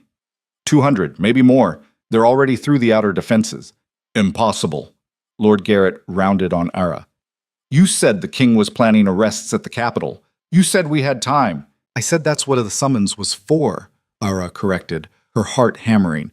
I never said he didn't have backup plans. She hadn't known about this attack. It wasn't part of the plan she and Kyle had built, which meant he'd adapted, heard her warning to Lord Garrett through the bond somehow, and moved faster than anyone expected. Or he'd planned this all along and never told her. We need to hold the main house, one of the commanders barked. Fall back to defensive positions. Tres? No. Lord Garrett's voice cut through the panic. We fight. Every man, every weapon. If we lose this estate, we lose our base of operations. His eyes fixed on Ara with sudden suspicion. How convenient that you warned us just in time for the king to launch an assault. I didn't know. Didn't you? He moved toward her, and Marcus's hand clamped onto her arm, holding her in place. Perhaps this was the plan all along. Earn my trust, feed me just enough truth to seem genuine, then lead me into a trap. If I'd wanted to trap you, I wouldn't have warned you about the arrests, Ara said, fighting to keep her voice steady. I'd have let you walk into the capital and die, unless the real trap was making me commit to rebellion while royal forces were already en route. His hand moved to the knife at his belt. Tell me the truth, Miss Ara. Whose side are you really on? The bond screamed. Somewhere in the chaos outside, Kyle was close enough that the connection pulled like a physical tether. I'm on my own side, Ara said. I told you that from the beginning. Another explosion rocked the estate. Closer this time. Lord Garrett studied her for 3 seconds that felt like hours. Then he turned to Marcus. Lock her in the cellars. If we survive this, I'll deal with her personally. If we don't, he smiled coldly, then she burns with the rest of us. Marcus dragged her out of the strategy room as commanders shouted orders and troops rushed to defensive positions. The estate had become a war zone. The crash of battering rams against gates, the whistle of arrows, the screams of men dying on both sides. The cellars were underground, accessed through a narrow staircase that smelled like damp stone and old blood. Marcus shoved her into a cell, bare stone walls, iron bars, a single torch for light, and locked the door behind her. For what it's worth, he said, I hope you were lying to him. Hope you're actually on the king's side. His expression was grim. Because if Lord Garrett wins this fight, what he'll do to you will make his third wife's death look merciful. Then he was gone, boots echoing up the stairs, leaving Ara alone in the dark with the sound of battle filtering through stone. She tested the bars. Solid iron, no give. The lock was high quality, probably pick-proof even if she had tools. The cell was maybe 8 feet square, with no windows and no obvious weakness. She was trapped. Above her, the battle raged. The bond pulled insistently toward the south wall where Kyle was fighting. She could feel his adrenaline, his focus, his absolute determination to tear through Lord Garrett's forces and reach the main house. He was coming for her, or coming for Lord Garrett, and she was just collateral. Either way, she needed to not be in this cell when things got worse. Ara examined every inch of stone, looking for the weakness that always existed if you knew where to look. 6 years of cleaning had taught her that buildings were never as solid as they seemed.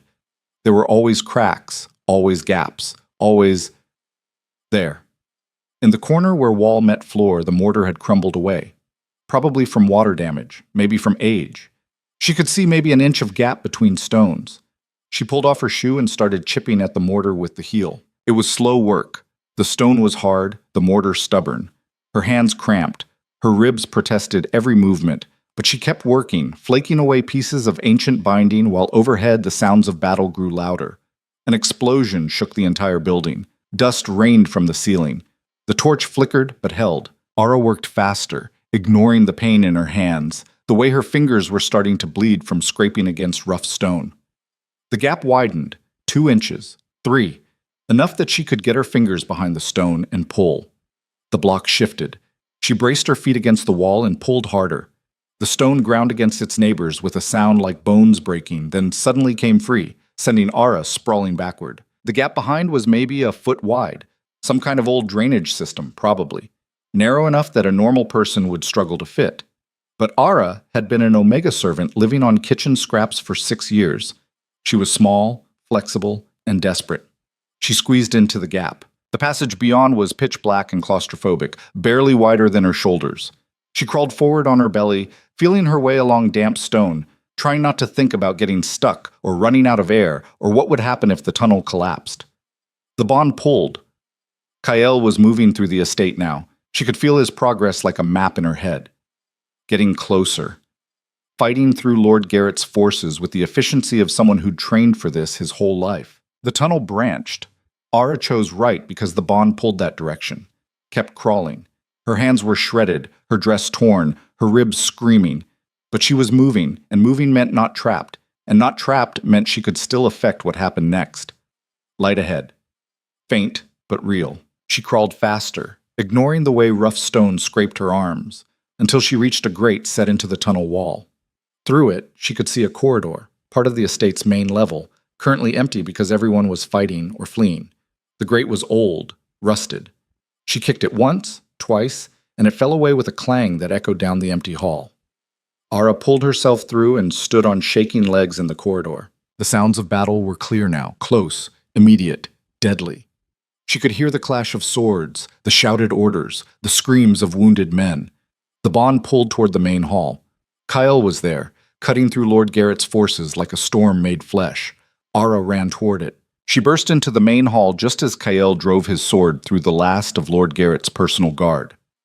Bodies littered the floor. The beautiful artwork was slashed, the expensive furniture broken. The space looked like a butcher's floor. Kael stood in the center of it, breathing hard, blood on his clothes and face. His eyes found her across the hall, and something in his expression cracked. Ara... She didn't let him finish. Where's Lord Garrett? The study. Barricaded himself. He moved toward her. You're bleeding. What happened? No time. She grabbed his arm, feeling the bond flare at the contact. We need to end this now before he has a chance to...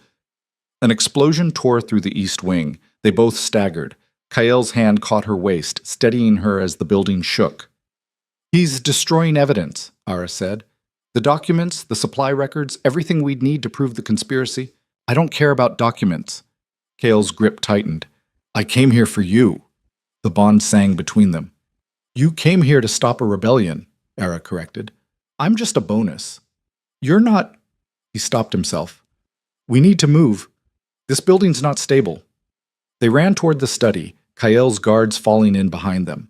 The door was indeed barricaded, heavy furniture piled against it from inside. Lord Garrett! Kael's voice carried through the wood. Stand down. Your forces are defeated. Surrender and you'll face trial. Keep fighting and you'll die here. Silence from inside. Then, the Omega Horror is with you. How touching. Ara felt Kael tense beside her. She played you, Lord Garrett continued. Played us both, actually. I'll admit, I'm impressed. Didn't think she had it in her. Open the door, Kael said. No, I don't think I will. See, I've been documenting everything. Every conversation with your little spy. Every piece of intelligence she sold me. Every time she warned me about your plans. He laughed. Even if you arrest me, the damage is done. The kingdom will know their king's mate betrayed him. That she chose me over you. The bond flared with Kael's fury. She chose to destroy you, Ara called out. Everything I told you was designed to make you move too fast, to panic, to commit to rebellion before you were ready. Is that what you're telling yourself? Lord Garrett's voice was mocking. That you were in control? You weren't. I knew you were a spy from the moment you arrived. I've been feeding you exactly what I wanted the king to know. Then why are you barricaded in your study while your estate burns? Ara shot back. If you were so in control, why are you trapped? Silence. Then another explosion, this one from inside the study. Fire bloomed in the windows. He's destroying everything, one of the guards said. The whole room. Break down the door, Kale ordered. His guards hit it with a battering ram, once, twice, 3 times before the furniture gave way and the door crashed open. The study was an inferno. Flames consumed documents, maps, ledgers, everything. And in the center of it stood Lord Garrett, holding a torch and smiling like a man who'd already won. Too late, he said. Without the evidence, you can't prove conspiracy, can't prove treason, can't prove anything except that you attacked a noble's estate and killed his men. His smile widened. I'll spin this as self-defense, the aggressive king overreaching his authority. By the time I'm done, you'll be the villain in this story. The survivors will testify, Kale said. The survivors are loyal to me. They'll say whatever I tell them to say. Lord Garrett dropped the torch. Flames spread across the floor toward them. You've lost, Your Majesty.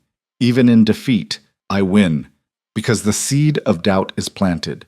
Your people will wonder if you can be trusted, if you're too violent, too unstable. His eyes found Ara, and they'll know your mate chose me over you. That's the story that will spread. The king whose own mate didn't want him. The bond thrummed.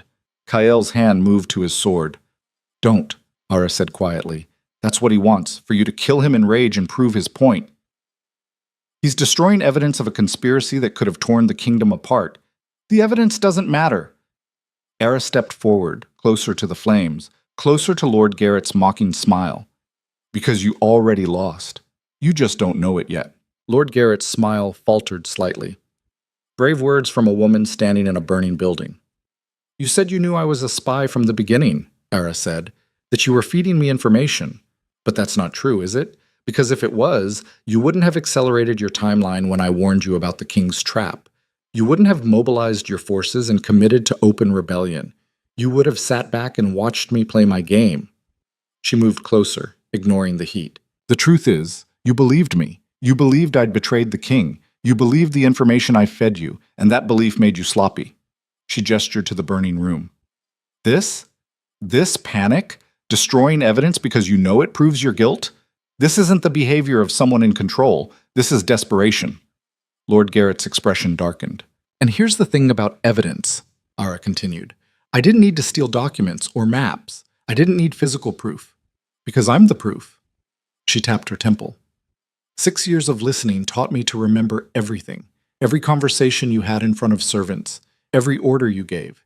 Every time you threatened someone or made them disappear. I know where the bodies are buried, literally and figuratively, and I can testify to all of it. No one will believe an Omega servant over a noble lord. They will, when I name the other witnesses. The servants who heard the same things, the guards you thought were loyal but are actually terrified, the merchants you paid to move weapons under false manifests. Ara smiled. You were so busy watching for spies from the palace that you forgot about the people you treated as furniture. We were there for everything, Lord Garrett, and we remember. His face went pale. The king doesn't need documents, Ara said. He has me. He has testimony from survivors who'll turn on you to save themselves. He has the assault on this estate as proof you were preparing for rebellion. She stepped back toward Kael. You're right that you planted doubt about the king, but you also gave us everything we need to destroy you and everyone who supported you. The flames were spreading. The ceiling groaned. We need to go, Kael said. Now. What about him? One of the guards asked, gesturing to Lord Garrett. Leave him, Ara said. Let him burn with his evidence. Lord Garrett's eyes went wide. You can't. You need me for trial. We have testimony, Kael said coldly. We don't need you. They turned and walked out, leaving Lord Garrett screaming behind them. His guards dragged him from the study as the ceiling began to collapse, but Ara didn't look back. They made it out of the main house just as the entire east wing collapsed in a shower of sparks and burning debris. Kael's forces had secured the courtyard. Lord Garrett's surviving troops were being rounded up, disarmed, taken into custody. It was over. Lord Garrett's rebellion had lasted less than a day. Ara stood in the courtyard, covered in blood and dust and ash, watching the estate burn. The bond thrummed in her chest, Kael beside her, alive, victorious, and absolutely furious. You warned him, he said quietly. I felt it through the bond. You told him about the trap. I did. You made him accelerate his timeline, commit to rebellion before he was ready. Yes. You could have been killed if he'd figured out what you were doing, but he didn't. Ara turned to face him, because men like Lord Garrett are so convinced that they're the smartest person in any room that they can't imagine a servant might outmaneuver them. Kale's jaw worked. This wasn't the plan. The plan was too slow, too cautious. He would have seen through it eventually. She met his eyes. I had to make him believe I'd truly betrayed you, and the only way to sell that was to actually warn him, to give him real intelligence that hurt us, to make you hate me through the bond so he'd feel it and believe it. I didn't hate you, Kyle said roughly. I was terrified you'd gotten yourself killed playing games with a man who murdered 3 wives. The bond pulsed between them. His fear, her determination, the connection that had held even when both of them tried to break it. I survived, Ara said, and we won. At what cost? He gestured to the burning estate. You gave him intelligence about my son, about compromised houses, about... I gave him intelligence he already had, Ara interrupted. The information about Matthias? He knew, had known for months. I was just confirming what his spies had already told him. She pulled a folded paper from inside her dress, torn and bloody, but readable. And every secret I sold him, I documented. Names, dates, exactly what I revealed. It's all here. Cale took the paper, scanning it with growing comprehension. You weren't improvising, he said slowly. You had this planned. Not all of it. The second wife helping me, that was unexpected. But the warning, the acceleration, making him commit to rebellion before he was ready? She nodded. That was always the play. Make him so convinced I'd betrayed you that he'd move too fast and destroy himself. By actually betraying me. By making it look like I betrayed you. She touched his arm, feeling the bond flare. Everything I gave him was either false intelligence wrapped in truth, or true intelligence that we wanted him to have. The only real damage was making you believe I'd turned. Kael stared at her. You felt me hate you through the bond. You felt that and kept going anyway. Because it was the only way to sell it. Her voice cracked slightly. Because if I'd faltered, if the bond had shown any doubt, he would have killed me and we would have lost everything. The king, the alpha, the man who'd rejected her in front of his entire court, pulled her against his chest so suddenly she didn't have time to resist. The bond exploded at the contact, flooding them both with emotions too complicated to name. You're insane, he said into her hair. Absolutely insane. So I've been told. And brilliant, and terrifying, and... He pulled back enough to look at her face. And I felt every second of you in that estate. Every spike of fear, every moment of pain, every time he threatened you. I felt it, and couldn't do anything except trust that you knew what you were doing. I knew, Ara said, mostly. He laughed, rough and pained and genuine. Mostly, that's not reassuring. It worked, though. It worked. He kept his hands on her shoulders, like he needed the physical confirmation that she was real. You destroyed a conspiracy, exposed a traitor, and turned his own arrogance into the weapon that killed him. All while making everyone, including me, believe you'd switched sides. It was a team effort, Ara said. You did storm the estate. Only because I felt through the bond that you were in immediate danger. That wasn't strategy, that was panic. His grip tightened. I thought I was going to lose you. You rejected me, remember? I'm not yours to lose. The rejection didn't take. His voice dropped. You know it didn't. The bond's still there, stronger now than when it formed. It was true. The connection between them had survived rejection, distance, deception, and doubt. Had grown fiercer instead of fading. What do we do about that?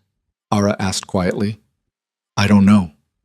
He touched her face, the gesture he'd aborted a dozen times finally completed. But I know I'm tired of pretending I don't feel it. Tired of pushing you away for political convenience. Tired of... Your Majesty. The captain of the guard approached, interrupting. Lord Garrett and his surviving forces are secured. What are your orders? Cale stepped back, sliding into king mode like putting on armor. Take them to the capital. They'll stand trial for treason, conspiracy, and attempted rebellion. I want full testimony from every soldier, every servant, every person who witnessed Lord Garrett's activities. His eyes found Era. And I want it documented that Miss Era's testimony was instrumental in exposing the conspiracy. The captain nodded and retreated. Around them, soldiers worked to contain the fires and secure the estate. Survivors were being sorted, some to be arrested, some to be questioned, some to be released. The machinery of justice grinding into motion. What happens now? Ara asked. Now we go home. We present evidence to the High Council. We make sure every noble who supported Lord Garrett faces consequences. Cale looked at the burning estate. We rebuild trust in the crown and prove that treason has costs. I meant what happens to us. He turned back to her. What do you want to happen? It was the first time he'd asked instead of decided. I want to not be invisible anymore, Ara said. I want to matter. Not as a mate bond, not as a political asset, but as myself. You already matter, Kael said. You exposed corruption I couldn't see. You outmaneuvered a man with 30 years of political experience. You walked into a trap alone and turned it into a weapon. He smiled slightly. Trust me, you are the opposite of invisible. The bond hummed between them, carrying something that felt like possibility. The rejection stands, he said. It has to, for your safety and mine, but he held out his hand. I'd like you back as my advisor. Real advisor this time. Not a cover for spying. Actual voice in how this kingdom runs. Ara looked at his offered hand, at the man who'd called her beneath him and then trusted her with his kingdom's survival, at the king who felt her fear through a bond they both denied and came running anyway. She took his hand. Deal, she said, but I want actual authority, real decisions, not just listening, acting. Done. And quarters that don't have guards outside the door. Reasonable. And you have to stop pretending the bond doesn't exist when it's convenient. He pulled her closer. What if I stopped pretending entirely? Then we'd have a problem. Because I'm not interested in being claimed by someone who rejected me in front of his entire court. What if I'm interested in earning back what I rejected? The bond flared. Era's breath caught. That would take time, she said. I have time. And effort. I excel at effort. And you'd have to actually treat me as an equal, not a mate bond you're reluctantly accepting, not an omega you're humoring, an actual equal. Done, Kael said immediately. Anything else? Ara smiled, the first real smile she'd managed in weeks. Yeah, you have to let me testify at Lord Garrett's trial. I want to watch his face when a servant destroys him in public. Absolutely. He pulled her against him again, and this time she didn't resist. You earned that right about 3 times over. They stood there in the courtyard while the estate burned behind them and soldiers cleaned up the remains of a failed rebellion. 2 people bound by a connection they couldn't break and weren't sure they wanted to anymore. We're going to be complicated, Era said. Probably. People are going to talk. Let them. The court's going to lose their minds when they find out I was playing spy the whole time. Good. They could use the disruption. She laughed against his chest, feeling the bond sing with something that wasn't quite joy but was close enough to matter. They'd won. Not cleanly, not easily, not without cost. But they'd won. And for the first time since this whole mess started, Ara let herself believe that maybe, just maybe, she'd found something worth more than survival. She'd found her voice. And she was never going silent again. The journey back to the capital took 3 days, and Ara spent most of it sleeping in a supply wagon because her body had finally figured out it was allowed to stop running. Her ribs ached, her hands were bandaged from crawling through stone tunnels. Every muscle screamed protest at the slightest movement. But she was alive.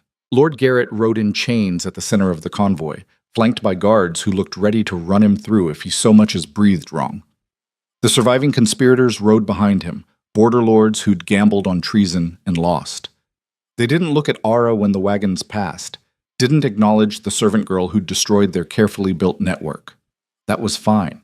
She'd make them acknowledge her soon enough. Kael rode at the front of the column, conferring with his commanders about testimony and evidence and how to present the case to the High Council.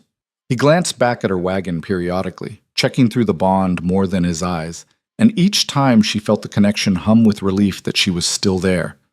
The rejection hadn't taken. They both knew it now. The bond had survived everything they'd thrown at it and come back fiercer, more insistent, absolutely refusing to die gracefully. They hadn't talked about what that meant yet.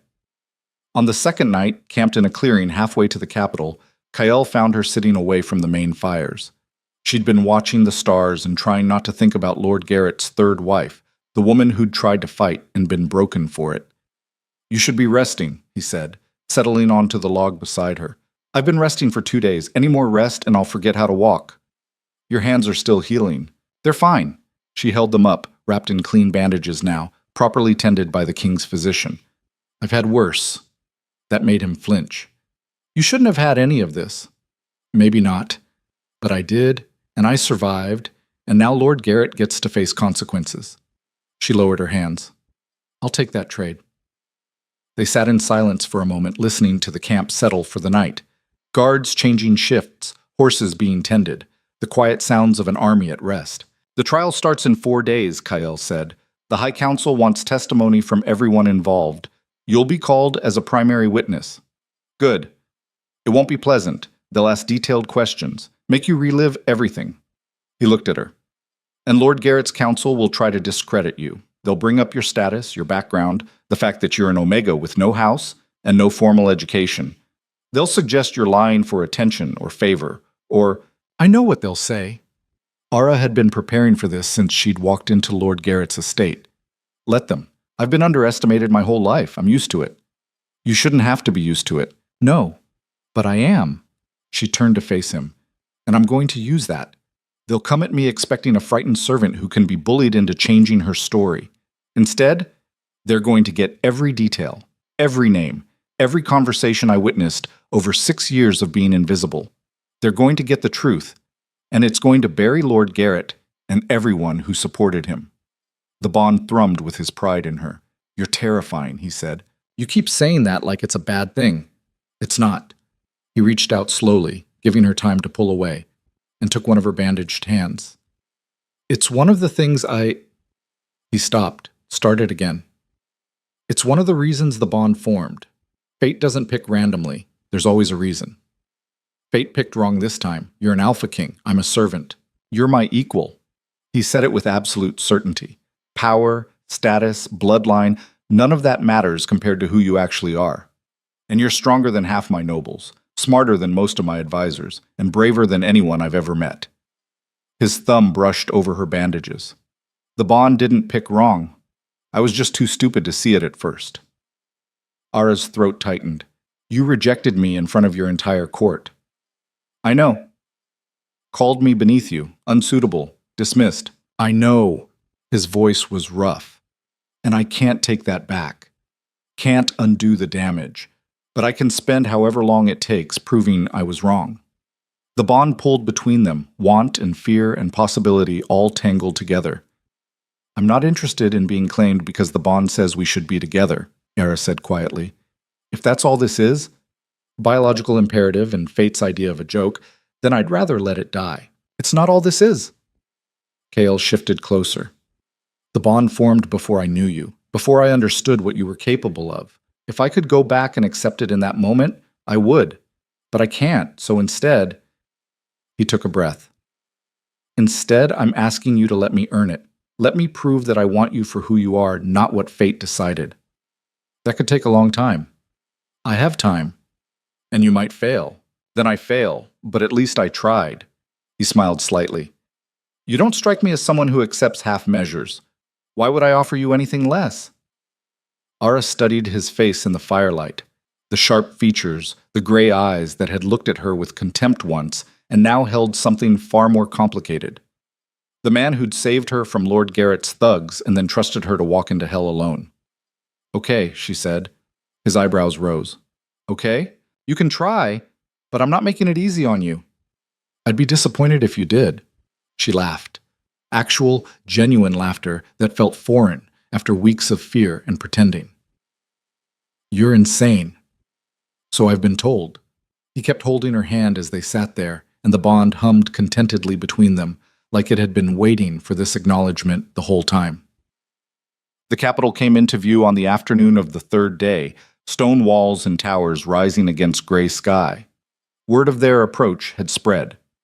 Citizens lined the streets as the convoy entered, watching with the kind of hungry curiosity that came with scandal. The king had defeated a rebellion, captured a traitor, exposed corruption within the noble houses, and brought back the Omega girl who'd been publicly humiliated and disappeared. Ara felt their stares like physical weight, heard the whispers. Is that her, the one who refused Lord Garrett? I heard she was dead. I heard she turned traitor. I heard she seduced the king. She kept her head up and her expression blank. Let them whisper. Let them wonder. In 4 days, they'd have their answers. The convoy split at the palace gates. Most of the troops peeled off toward barracks. The prisoners were taken directly to the palace dungeons under heavy guard. Kyle and his senior staff headed for the throne room, where the High Council was already assembled. Ara rode in the wagon all the way to the palace steps, then climbed down on stiff legs and looked up at the building she'd scrubbed floors in for 6 years. A servant she recognized, one of the kitchen staff, stood at the entrance. The woman's eyes went wide when she saw Ara. "You're alive," she breathed. "Apparently." Ara managed a smile. "Surprise. We thought, when you left with Lord Garrett's people, when word came back that you'd turned traitor." The woman shook her head. "Everyone's been talking, saying terrible things. I know, it's fine. It's not fine. They're calling you—" She stopped, clearly uncomfortable. "What are they calling me?" The woman's voice dropped. "Traitor, whore, Omega who forgot her place. She looked miserable. "I didn't believe it. None of us in the kitchens did. We knew you wouldn't—" "Thank you," Ara said quietly. "That means more than you know." A steward appeared, not the one from Lord Garrett's estate, one of the palace staff. "Miss Ara, the king has arranged quarters for you in the east wing, if you'll follow me." The kitchen servant stepped back, but she caught Ara's arm first. "Whatever they say about you, we know the truth. You're one of us. Always will be." Ara nodded, not trusting her voice, and followed the steward inside. The quarters were the same ones she'd had before, small but private, with the window overlooking the gardens. Someone had cleaned them, put fresh linens on the bed, left a tray of food on the table. She stood in the center of the room and felt the weight of everything crash down at once. She'd survived. She'd won. She'd exposed a conspiracy and destroyed a man who'd killed 3 wives. And in 4 days, she'd have to stand in front of the High Council and the entire court and prove she'd done it all for the right reasons. The bond pulsed. Kyle was in the throne room, dealing with the immediate political fallout. She felt his stress, his exhaustion, his relief that she was safe within the palace walls. She sent back determination through the connection, a promise that she wasn't done fighting yet. The next 3 days were a blur of preparation. The king's legal advisors interviewed Ara for hours, documenting every detail of her time at Lord Garrett's estate, every conversation, every threat, every piece of intelligence she'd shared and why. They asked the same questions 5 different ways, testing for inconsistencies, making sure her story would hold under hostile interrogation. She told them everything, even the parts that made her look bad, the information she'd sold about the king's son, the warnings she'd given that had endangered the original plan. Better to control the narrative than let Lord Garrett's council spring it as a surprise. Meanwhile, the palace buzzed with gossip. Half the court thought she was a hero, half thought she was a traitor who'd gotten lucky. The servants were split too, some defending her, some whispering that she'd slept her way into the king's good graces. Ara ignored all of it. She had one goal: destroy Lord Garrett so completely that he could never hurt anyone again. On the 3rd night, Kale found her in the library, surrounded by documents she'd been reviewing. "You should be sleeping," he said. "So should you." "I'm the king. I don't sleep. I just close my eyes and worry in the dark." He sat across from her. "How are you holding up?" "Fine." "Ara." She looked up. "I'm terrified." "Better?" "Honest, at least." He reached across the table and she let him take her hand. The bond settled at the contact. "You don't have to do this alone. I can testify. So can my advisors. We have other witnesses." "I know, but I need to do this." She squeezed his hand. "For 6 years I watched and listened and stayed quiet. I saw terrible things and did nothing because I was powerless. Now I have power, my voice, my testimony, my truth. I need to use it, even if it costs you. Especially then." She met his eyes. "Because if I don't speak now, when will I? When it's safer? When it's easier? There's never a perfect time. There's just now and what you do with it." He studied her face. "You're going to change everything, aren't you?" "That's the plan." "Good." He stood, still holding her hand. "Come on, you need rest. Tomorrow's going to be brutal." She let him pull her up and walk her back to her quarters. At her door, he hesitated. "Whatever happens tomorrow," he said, "whatever they say about you, know that I believe you, I trust you, and I'm proud of what you've done." The bond sang with the truth of it. "Thank you," Ara said. He pressed a kiss to her forehead, brief, chaste, and more meaningful than anything else could have been, and left. Ara stood in the doorway for a long moment, touching the spot where he'd kissed her, feeling the bond hum with something that might have been hope. Then she went inside, laid down on her bed, and slept dreamlessly for the first time in weeks. The High Council chambers were packed. Every noble who could find an excuse to attend had crammed into the gallery. The servants who'd earned the right to observe stood along the back wall. The king's advisors sat in designated sections. Even common citizens had been allowed in. The trial was public by royal decree. Everyone wanted to see the Omega who'd brought down a conspiracy. Ara walked into that room wearing the same simple dress she'd worn when she'd first refused Lord Garrett. Her hair pulled back in a practical braid, no jewelry, no ornamentation. She looked exactly like what she was, a servant who'd decided to speak. The High Council sat at an elevated bench, 7 nobles chosen for their wisdom and supposed impartiality. Lord Garrett sat in the defendant's box, flanked by guards, looking composed despite the chains. His counsel was a sharp-eyed man named Severin, known for shredding witnesses in cross-examination. The chief counselor banged his gavel. "This trial concerns charges of treason, conspiracy, and attempted rebellion against the crown. We will hear testimony from all relevant parties, beginning with the king's primary witness." His eyes found Ara. "Miss Ara, please take the stand." She walked to the witness box and swore her oath to tell the truth. Every eye in the room tracked her movement. The prosecution went first, the king's legal counsel asking careful questions that let her lay out the timeline. Her infiltration of Lord Garrett's estate. The intelligence she'd shared. The moment she'd realized he knew she was a spy and her decision to warn him anyway. She spoke clearly, directly, without embellishment. Just the facts as she'd lived them. Then Severin stood for cross-examination and the real fight began. "Miss Ara," he said with false courtesy, "you claim you infiltrated Lord Garrett's estate as a spy for the crown. Is that correct?" "Yes." "And yet you had no formal training as a spy, no education in intelligence gathering, no credentials whatsoever." He paused. "In fact, you were a kitchen servant, isn't that right?" "Yes." "So we're expected to believe that a kitchen servant, an Omega with no formal education, successfully deceived a man with 30 years of political experience. Does that seem credible to you?" Ara met his eyes. "It seems credible to me that powerful men consistently underestimate servants. You see us as furniture, background noise. We're there for everything, every private conversation, every unguarded moment, and you don't even notice." She smiled. "That's not my failure. It's yours." Murmurs rippled through the gallery. Severin's expression hardened.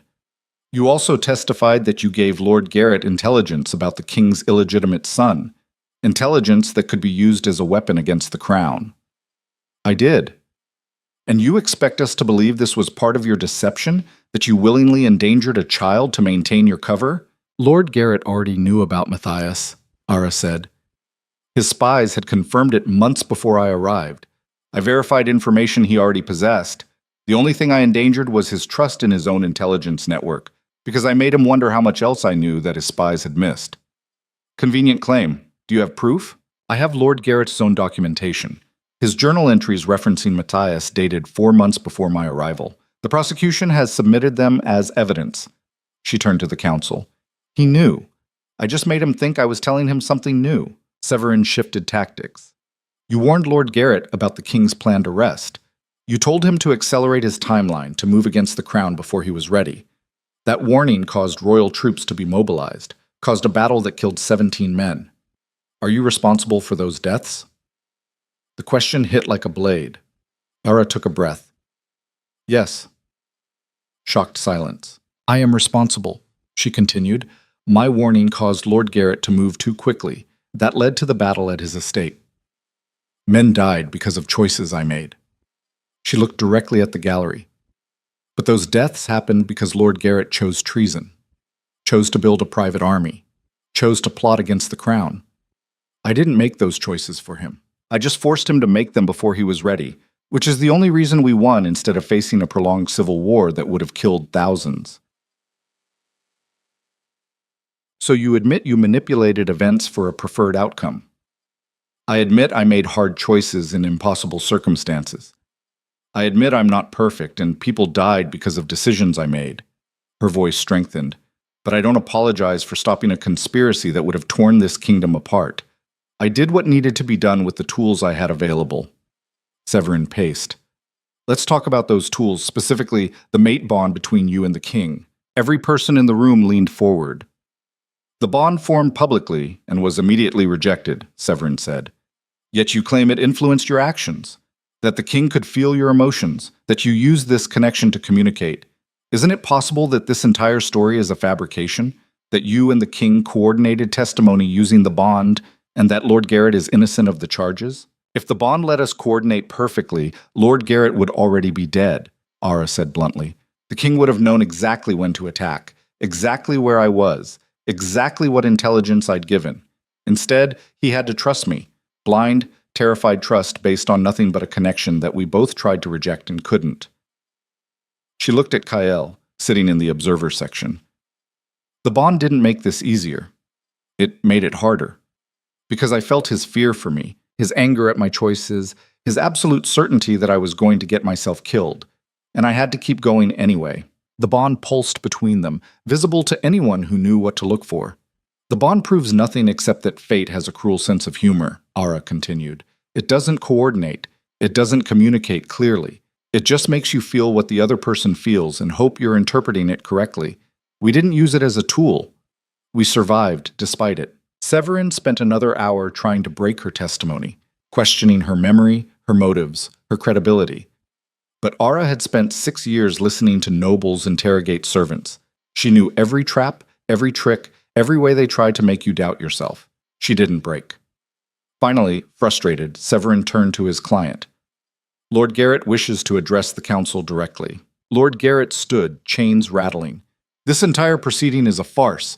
That woman, he pointed at Ara, is a liar and a manipulator who seduced her way into positions she had no business holding. She's an Omega playing at politics, and the only reason anyone believes her is because she spread her legs for the right person. The bond flared with Kael's rage. Ara felt him start to stand, felt his intention to defend her honor, and sent back calm through the connection. Let me handle this. She turned to face Lord Garrett directly. I'm an Omega who listened, she said, who watched, who remembered every conversation you had in front of servants you treated as furniture, every threat you made, every woman you destroyed, every person you killed or disappeared when they became inconvenient. She stepped forward. You think my testimony is lies? Fine. Let me name witnesses. The stable hand who heard you order your third wife's execution, the merchant you paid to transport weapons in false bottom wagons, the guard captain who helped you move bodies. She rattled off 15 names. People Lord Garrett had thought were loyal or too frightened to speak. People who'd been waiting for someone, anyone, to give them permission to tell the truth. I didn't seduce anyone, Bati, Ara said. I did something far more dangerous. I paid attention, and now you're going to face the consequences of every person you underestimated. Lord Garrett's composure cracked. You're nothing, a servant playing dress-up. When this is over, you'll go back to scrubbing floors where you belong. Maybe I will, Ara said, but you'll be dead or in a cell. I'll take that trade. The chief counselor banged his gavel. Order. Lord Garrett, you will refrain from addressing the witness directly. He turned to Ara. Do you have anything else to add to your testimony? She did. For 6 years I was invisible, Ara said, addressing the entire chamber. I scrubbed floors and served meals and cleaned up after people who looked through me like I didn't exist. I watched terrible things happen and stayed silent because I had no power, no voice, no way to stop it. She looked at the gallery where servants stood along the back wall. But we were there for everything, every corrupt deal, every whispered conspiracy, every moment when power was abused and nobody else was watching. Assis. She turned back to the council. Lord Garrett isn't on trial alone. The system that let him operate for years is on trial. The assumption that servants don't matter, that Omegas don't have value, that people at the bottom don't deserve to be heard, that's on trial. Her voice rose. I'm testifying today not just against one man, but against every structure that said I should stay quiet and accept my place. Well, I didn't, and I won't, and neither will the dozens of other people who've been watching and listening and waiting for someone to care about their truth. Silence filled the chamber. Then, from the back wall, one of the servants started clapping. Another joined. Then another. Within seconds, every servant in the room was applauding, a sound like thunder that made the nobles shift uncomfortably. The chief counselor banged his gavel. "Order! This is a court of law, not a theater." But the applause continued for another minute before finally dying down. Ara stepped down from the witness box and returned to her seat. The bond thrummed with Kael's pride, but she didn't look at him, just sat with her hands folded and waited for the rest of the trial to unfold. Over the next 2 days, witness after witness confirmed Ara's testimony. Servants who'd overheard conversations, guards who'd followed illegal orders, merchants who'd been coerced into conspiracy. The evidence piled up until even Severin stopped trying to argue innocence and focused on mitigating circumstances. On the third day, the High Council deliberated for 4 hours. When they returned, their verdict was unanimous. "Lord Garrett," the chief counselor announced, "you are found guilty of treason, conspiracy, attempted rebellion, and the murders of 3 women. You are sentenced to death by execution, to be carried out 1 week from today. Your titles, lands, and assets are forfeit to the crown." Lord Garrett didn't flinch, just smiled that same cold smile he'd worn in his study. "You think you've won," he said, looking directly at Ara. "But you're still just a servant, still nothing. And when the novelty wears off, when the king gets tired of his pet project, you'll be right back where you started, invisible." "Maybe," Ara said, "but you'll still be dead. I'll take that trade." The guards dragged him away, still smiling, still certain he'd gotten the last word. But he hadn't. The palace erupted in celebration that night. The conspiracy was crushed, the traitors exposed, justice served. Ara avoided the main festivities. Instead, she found herself in the kitchens where she'd worked for 6 years, sharing bread and wine with the servants who'd known her before any of this started. "You did it," the scarred cook said, raising her cup. "Actually did it. Brought down a lord." "We did it," Ara corrected. "Every person who testified, every witness who came forward, we did it together." "Still, you started it." The woman smiled. "You spoke when the rest of us were too scared. That matters." They drank until the wine was gone, and the stories got louder. Stories about nobles who'd been put in their place, about servants who'd stood up and won, about the day an Omega refused a political marriage and changed everything. Ara let herself be part of it, not the hero, just one of them. A servant who'd gotten lucky and refused to waste it. Around midnight, she slipped away and found Kael waiting in the garden where they'd first talked after her attack. "Hiding from your own celebration?" she asked. "Needed air and quiet." He looked at her. "You were amazing today. The testimony, the way you handled Severin, the speech about visibility." He shook his head. "You changed the conversation, made it about more than just Lord Garrett." "Good. It should be about more." She sat on the garden bench. "One trial doesn't fix the system, doesn't change how servants are treated or how Omegas are valued, but it's a start." "What's next for you?" Kael asked. "I don't know. I'm officially your advisor again, right? So I guess I go back to morning briefings and pretending I know what I'm doing." "You know exactly what you're doing, and I want you to do more of it." He sat beside her. "I want you to reform how servants are treated in the palace. Give them actual protections. Create systems for reporting abuse. Make sure what happened to you, and to everyone else who had to stay silent, doesn't happen again." Ara stared at him. "That's a massive undertaking. It'll piss off half the noble houses." "Good. They could use some discomfort." He took her hand. "You said you wanted to matter, to have a voice. This is me giving you the authority to use it. Change the system from inside. Make the palace, make the kingdom better." The bond hummed with possibility. "That's going to take years," Ara said. "I have years. And I'll make enemies." "You already have enemies. Might as well earn them properly." She laughed. "You're serious about this?" "Completely." He squeezed her hand. "You survived hell, brought down a conspiracy, testified in front of the entire court, and changed how people think about power. If anyone can reform this system, it's you." Ara looked at their joined hands, feeling the bond pulse between them, felt the weight of everything that had happened and everything that could happen next. "Okay," she said. "I'll do it. But I want it in writing. Official authority. Real power to make changes. Done. And I want to work with the servants directly, not through noble intermediaries who will water everything down." Done. And you have to back me up when the nobles complain, because they will complain, loudly. I'll look forward to it. He turned to face her. Anything else? She met his eyes, gray and steady, and full of something that looked like forever. About the bond, she said. Yes? I'm not ready to accept it yet. Not fully. You hurt me when you rejected it, and that doesn't just go away because we survived something together. I know. But she took a breath. I'm willing to see where this goes. See if you meant what you said about earning it. See if we can build something real instead of just accepting what fate decided. The bond sang. I'll take it, Kael said, and I'll prove I meant every word. He leaned in slowly, giving her time to pull away. She didn't. The kiss was soft, tentative, and absolutely nothing like the bond insisted it should be. No claiming, no marking, no biological imperative. Just two people choosing each other despite everything. When they pulled apart, Ara was smiling. That's a start, she said. Just a start? You rejected me in front of your entire court. You're going to have to do a lot better than one garden kiss. He laughed. Challenge accepted.